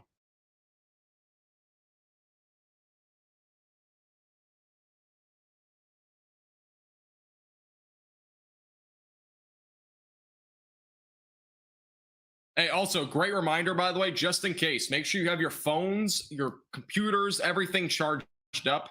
Flashlights have batteries prepared for them just in case you do lose power tonight. Big reminder. Remind your friends and family, too. You don't have to share this live stream. Just make sure to message them. Make sure to message them. Make sure to tell them that charge up your devices and stuff in case you lose power, if you've not already, because there's been a lot of power outages. There'll be more tonight. It's a great thing to do right now to get those all in place right now. All that stuff done with right now instead of later. Let's go to the velocities real quick. Too crazy. Wind gusts are still kind of in these like little these really downpours, I should say, are currently in the range of around 40 mile per hour wind gusts. Again, San Francisco more recently had a wind gust close to 60 miles per hour. This is the latest on the METAR data. So 45 miles per hour actually near Oakland. And back up near Sacramento, which is where rain is moving in right now, wind gusts ranging from 35 to 50 miles per hour in the Sacramento area. This is where the heaviest of the rain is, by the way, still a little bit off to the west. Next radar update does come in just a second.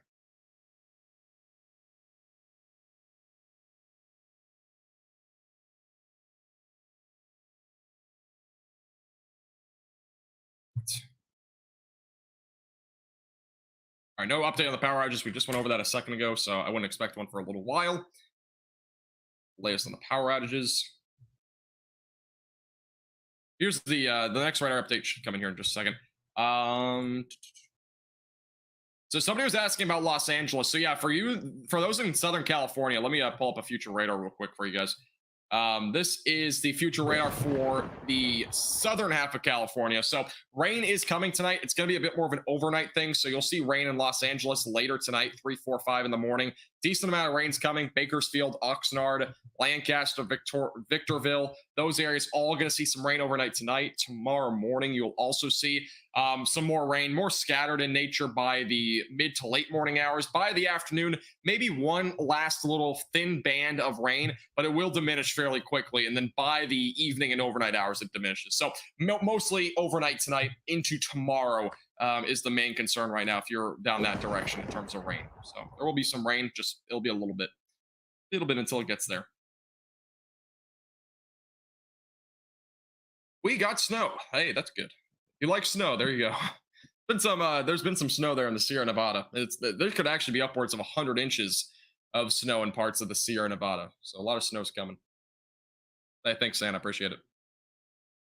By the way, if you've enjoyed this stream and you want to help support this page, again, we have a lot of expenses. So if you ever want to support our page above and beyond, you can either become a member for as little as $2.99 a month here on our YouTube channel. You can click the join button or the top link in the description, or you can donate with the donation link in the description below. Either way, again, it's not required by any means, but it does really help this page out a lot. We are a very small page and we have a lot of expenses. So I know showing weather radar might not sound like much of an expense, but it actually is. This thing is expensive. So if you ever want to support the page, great way to do it. But otherwise, again, by no means it's required.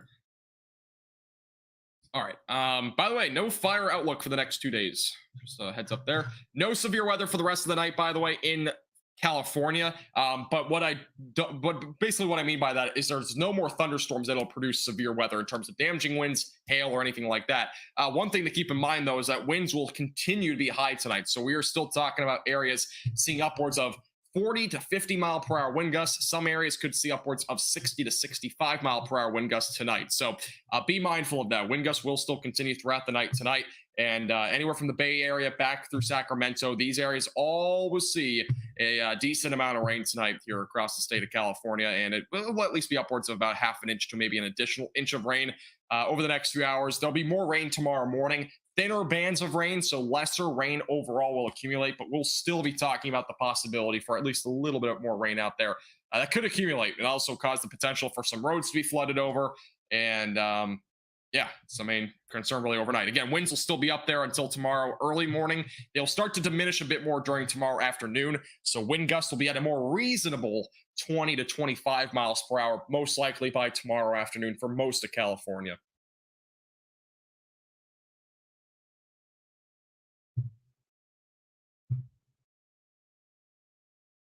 Have a great night, by the way, Willow. Appreciate you tuning in. Thank you. I just threw my water ball.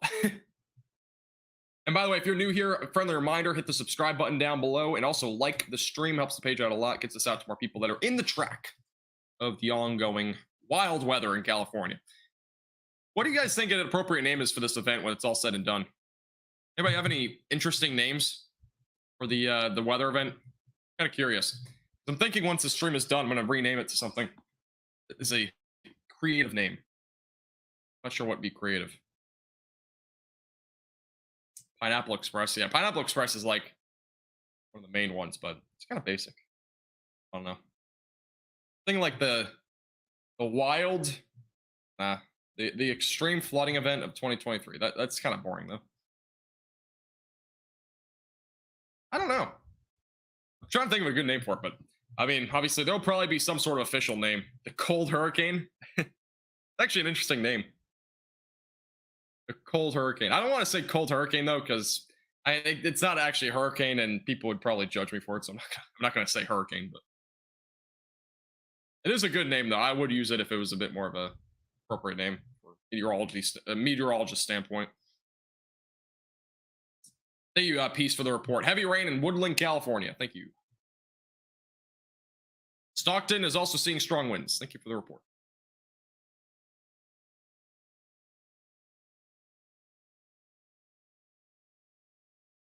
The cold cyclone. Yeah, that'd actually be a good name. The Norwestern. That's a good name. The Norwestern. That is actually a fantastic name. I'm pretty sure I'm gonna go with that one. All right, let me save this.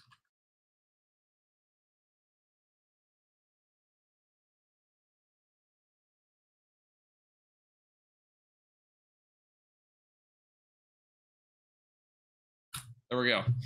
That is going to be the new title once the stream is done. It's a good one. Now, this is not a hurricane. No, this is not a hurricane.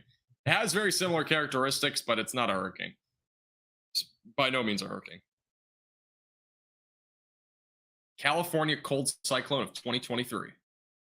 Not a bad name either. Not too bad. A rain squall? Nah, it's too basic. I'm trying to look for something a bit more creative, but the Norwestern is probably the most creative one. It's not really accurate, but I don't. Is Norwestern even a thing? I don't think it's a thing. I think it's only nor'easter.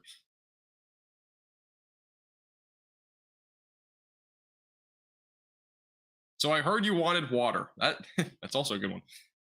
I'll probably go with the Norwestern though. Sacramento, rain will hit you within the next 5 minutes. It's actually taking a little bit longer than it was supposed to. Rain is still back over near Woodland and Davis. It should be arriving any moment though. It's really slowed down for some reason. Let's look. Yeah, for whatever reason, the rain's really slowed down right here. So Sacramento is just seeing some light rain. You're supposed to see some heavy rain though here pretty soon. It has really slowed down. It's actually all this rain for the most part is moving a bit more northeast now. It's actually moving more northeast. It really changed directions. So you actually might see the rain maybe a little bit later. It's really slowed down drastically. It's also changed direction. So might be a little bit until you see some heavy rain in there in Sacramento. We'll see.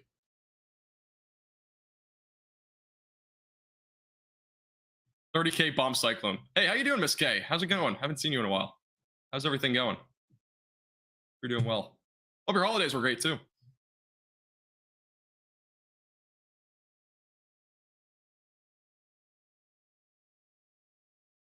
Yeah, this is the loop here, the Doppler radar loop, and again, not It's interesting. The rain's actually going much further to the northeast here. It was originally going more east to begin with, and all the rain actually, even down by San Francisco and the Bay Area, has also started to go a bit more northeast. So quite interesting here. Hey, Frank, how you doing? From Toronto. How's it going up there in Toronto? Is it cold up there? Thank you, Shelly, for the report. No more rain in Lakeport for now.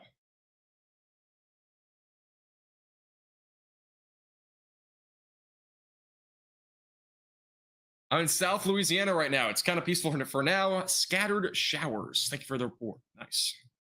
Scattered showers. It's always a good thing. Hopefully this rain doesn't, honestly, this is the big thing. Like, I hope it doesn't really, there's not too much more flooding out of this. Obviously, the rain just continues to rumble here in California, but the hope is obviously that this rain does wind down at some point here pretty soon.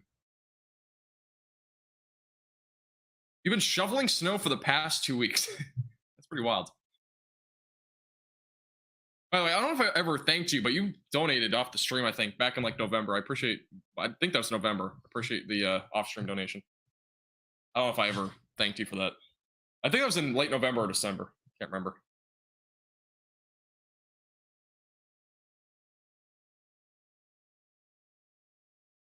Let's go back up to Sacramento for now. Yeah, we have a couple areas we're watching: Sacramento and San Francisco, the Bay Area. Both areas seeing some rain. West of Sacramento is where the heaviest rain is. This is more of the lighter variety. This is light. Currently in Sacramento. This is where all the heavy rain is right now. Over there, west of Sacramento. Again, that is moving northeast, it seems like right now. So it's not really going towards Sacramento, but there will likely be some heavier rain in a little bit.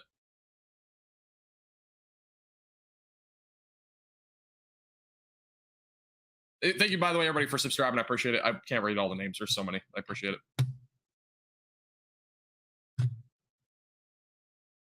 When you hear LA, do you think of Los Angeles or Louisiana? Typically Louisiana, but obviously today it's a bit of a different story because this is like the first time we've actually ever covered California. So today it's a bit different. Today it is. I was about to say Louisiana. Today is Los Angeles. But on a normal day, I refer to it as Louisiana.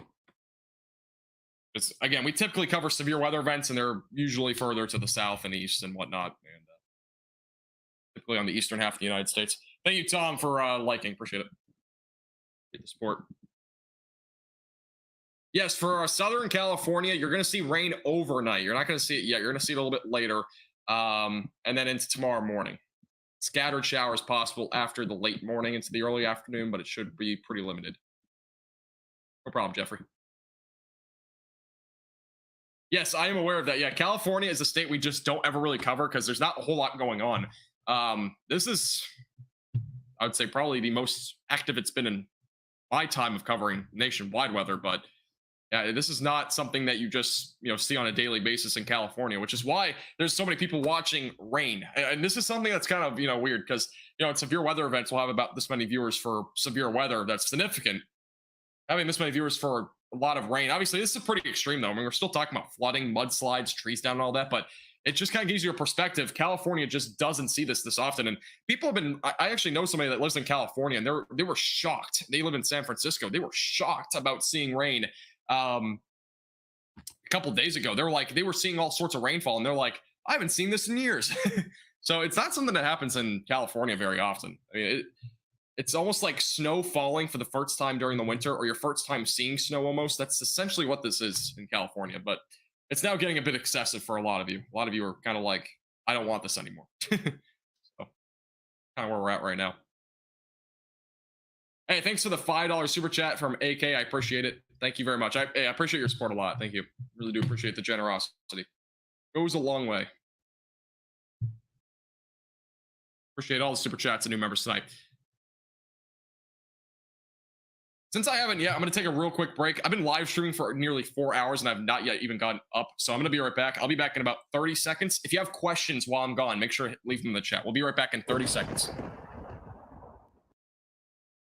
While I give you a friendly reminder to hit that red button down below and subscribe. That way you never miss an accurate and honest forecast from Max Velocity. Also, make sure to hit that bell icon and click all so you receive all notifications when I go live or I have a video forecast for you. Also, hit the like button down below as well. Helps our page out a lot. And if you're feeling generous and you want to support our page above and beyond, you can become a member for as little as $2.99 per month. All you need to do is click that little join button and you can select from 4 different tiers, which give you different benefits from bloopers access to exclusive forecasts. You will also get a shout out here on our live stream. We'll be right back.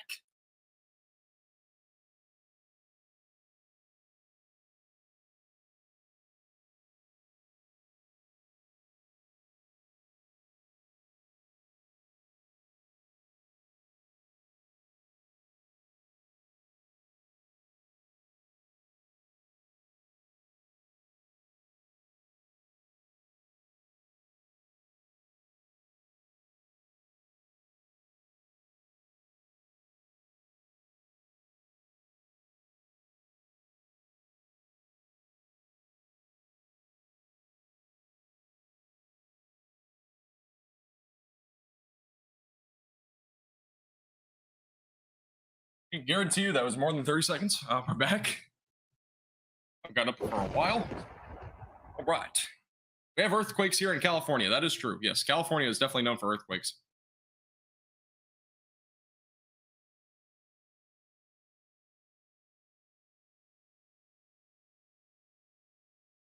Sounds good, KP. Stay safe. Yeah, there's high waves out there. California is seeing waves upwards of, I mean, like off the coast of California, there's waves upwards of 20 to 30 feet. So it's pretty wild out there. It's been wild to say the least. I mean, waves that high do not happen that often. But with a bomb cyclone like this, not surprising. Not surprising by any means. Yeah, this heavy rain is starting to wind down just a little bit, which is good news. Rain is not nearly as heavy as it once was. There's still some heavy rain out there. It's primarily falling from Fairfield back through about Davis and then a little bit further north to Yuba City, I think. Yeah, Yuba City is also seeing some of that heavier rain. It actually goes all the way up to Durham and Chico. Chico's also seeing some heavier rain. So yeah, this entire area here is where the heaviest of the rain is currently falling. It's essentially in this big little thin area. Again, from just east of San Francisco all the way back just west of Sacramento, all the way through Chico and Yuba City. So there's definitely, that's like where the main line of heavier rain is right now.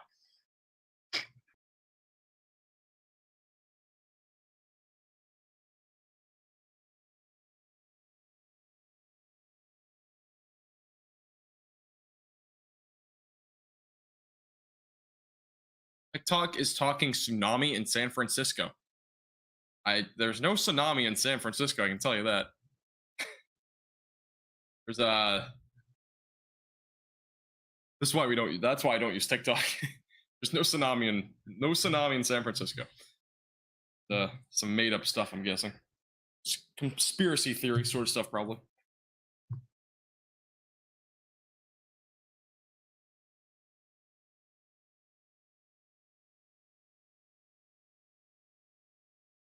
Who felt that earthquake? 6.4 earthquake in Ferndale.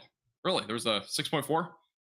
I honestly, California, there's been some pretty crazy earthquakes here. Pretty wild. By the way, a little heavier rain, possibly a little bit of maybe a rumble of thunder or two near Dixon. There is heavier rainfall, a little bit of pink color kind of showing up here. Very, very small, but a little bit of pink color showing up, which does indicate pretty heavy rain. That is near Dixon, just south near Interstate 80. So some heavy rain falling there, southwest of Sacramento, California. That's moving off again to the northeast. So Dixon will be impacted more directly by that than anything.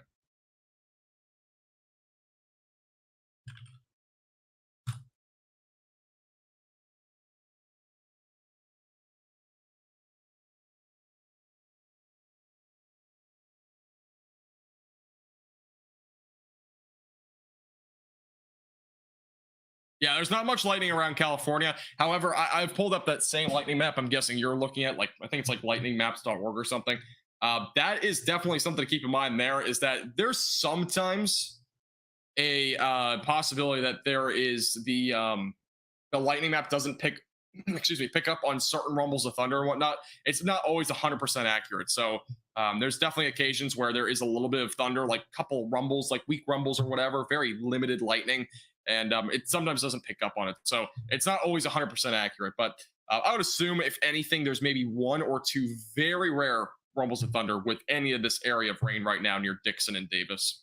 That's pretty much what I'm looking at right now. Evan, you can't get. Do you not have a good enough computer for it? I'm guessing you don't have a good enough computer for it. There's a certain specifications that you need for it.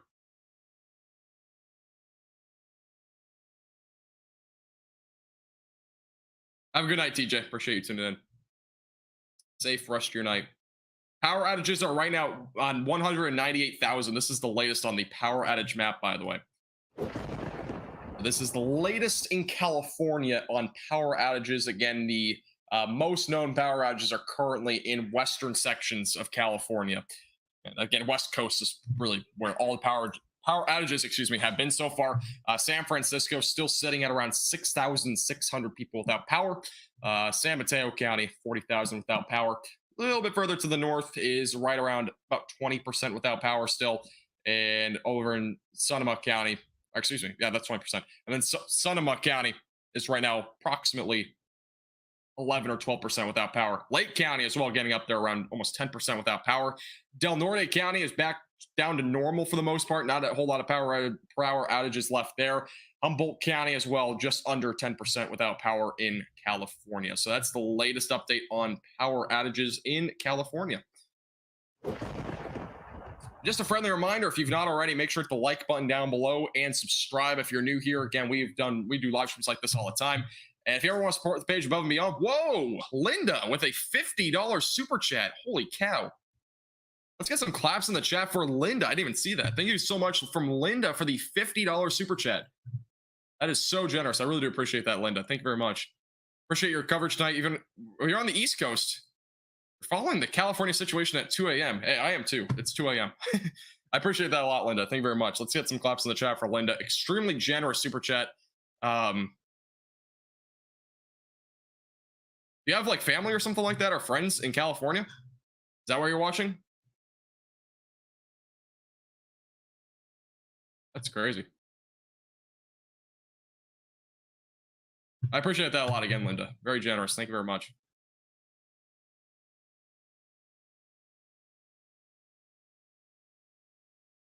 Mad Dog, not a whole lot of potential for thunderstorms in the Bay Area over the next few days. It should remain pretty limited. Maybe next week, early next week, there's a possibility for a storm or two, but it's kind of far out to really get into specific details on that. I would say that the chances right now are fairly low. I wouldn't anticipate much of a storm potential right now, but again, that could change. We'll see. I'll keep you posted. Probably have a video on it sometime soon.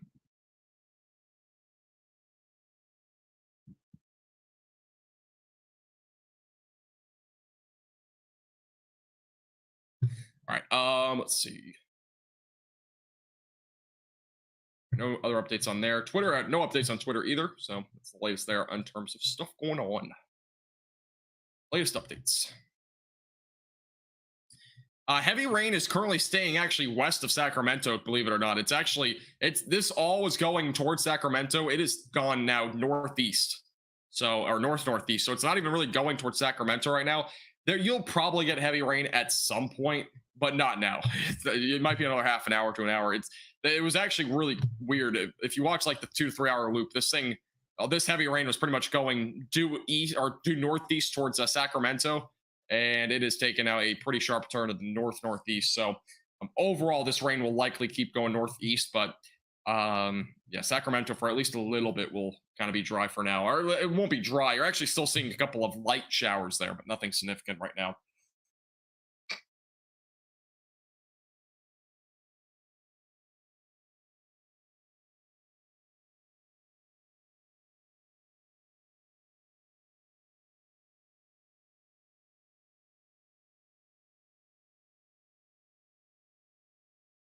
Okay. Let's see.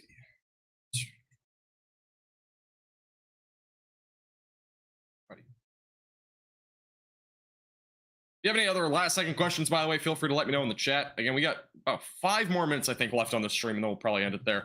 It's been a 4-hour live stream, so pretty much like last night. 2 4-hour live streams in a row, by the way. That's pretty impressive. I I haven't really done that many live streams in the last, I mean, I've done like about 7 or 8 now, I think, in the last about 30 days, but we typically do more like 15. Or I try to, at least, during the summer. Any idea why Charlotte, North Carolina area has not seen a ton of thunderstorms and tornadoes the last few years? I mean, North Carolina isn't really known for seeing a bunch of tornadoes. And even then, I mean, the North Carolina has definitely at least seen some degree of severe weather. And even today, there was severe weather in North Carolina. I think there was a couple of tornado warnings even, and we're in January, so it's kind of wild. But yeah, I mean, North Carolina, I wouldn't say it's been below average, really. I mean, it may be slightly below average, but it hasn't been too big of a difference. I do cover, I mean, we've been covering weather across the United States, and I haven't seen any drastic difference in severe weather from, 2015 or something like that to now. North Carolina, I feel like, has been kind of consistent. I did not see anything about any tornado in, are you talking about California?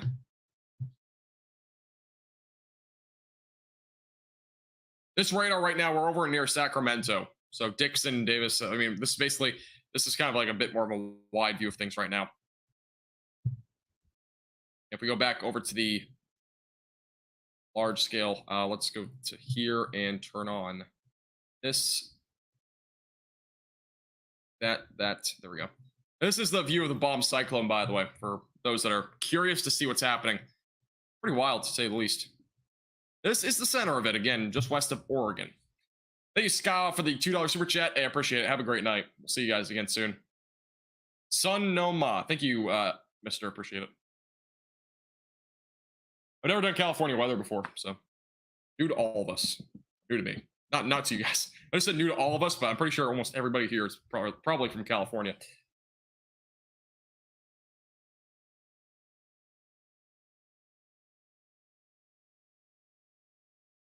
Thank you, Mr. Maria and Looney, all for subscribing. Again, if you've not already, make sure to subscribe. We'll keep you posted with the latest details on the flooding situation here in California, in addition to anything else that does happen in California over the next several days. And also, before you leave, make sure to the like button down below. Helps the page out a lot. And I do really appreciate all the super chats tonight. And before I'm probably, let me see if there's any other questions here. So yeah, that's basically it. So I do appreciate everybody tuning in tonight. Really does mean the world to me. Thank you guys all for watching. Really great 4-hour stream here. Hopefully I was able to help you guys out. And if I did, again, make sure to subscribe, like the stream as well if you enjoyed it. But yeah, again, if there's any other significant weather here for California, don't worry. I'll be live again soon at some point. But other than that, I appreciate everybody tuning in. Before you leave, make sure to give some claps in the chat for Shelly. She's been here for 4 hours, and I really do appreciate her help here. Moderating the chat and all that, really do appreciate it. Get some claps in the chat one last time for her. Also, from the $50 super chat from Linda, extremely generous. Make sure to give some claps in the chat for that as well. Really goes a long way. And if you ever want to support the page, again, I highly recommend it. If you want to support the page, you can become a member for literally $3 a month. That's less than a cup of coffee. You can literally become a member. Just got to click the join button, or you can click the link in the description if you're on mobile devices. It helps the page out tremendously because we do, again, have a lot of expenses here. So anything goes a long way, even if it's a very small $1 amount. It really goes a long way for us. So other than that, though, again, I appreciate everybody tuning in, and have a great, safe rest of your night, guys. We will see you guys all again in another stream at some point in the future. I should have a video out tomorrow at 5. If not, there will be probably one the following day on Friday. So keep a close eye out for that. We'll see you guys all again soon, and have a great, safe rest of your night. Thank you guys all again for tuning in. And also, thank you guys for 30,000 subscribers. Never would have imagined. Really do appreciate your support. Have a great, safe rest of your night, and we will see you guys all again soon. I've said that 5 times. See you guys soon.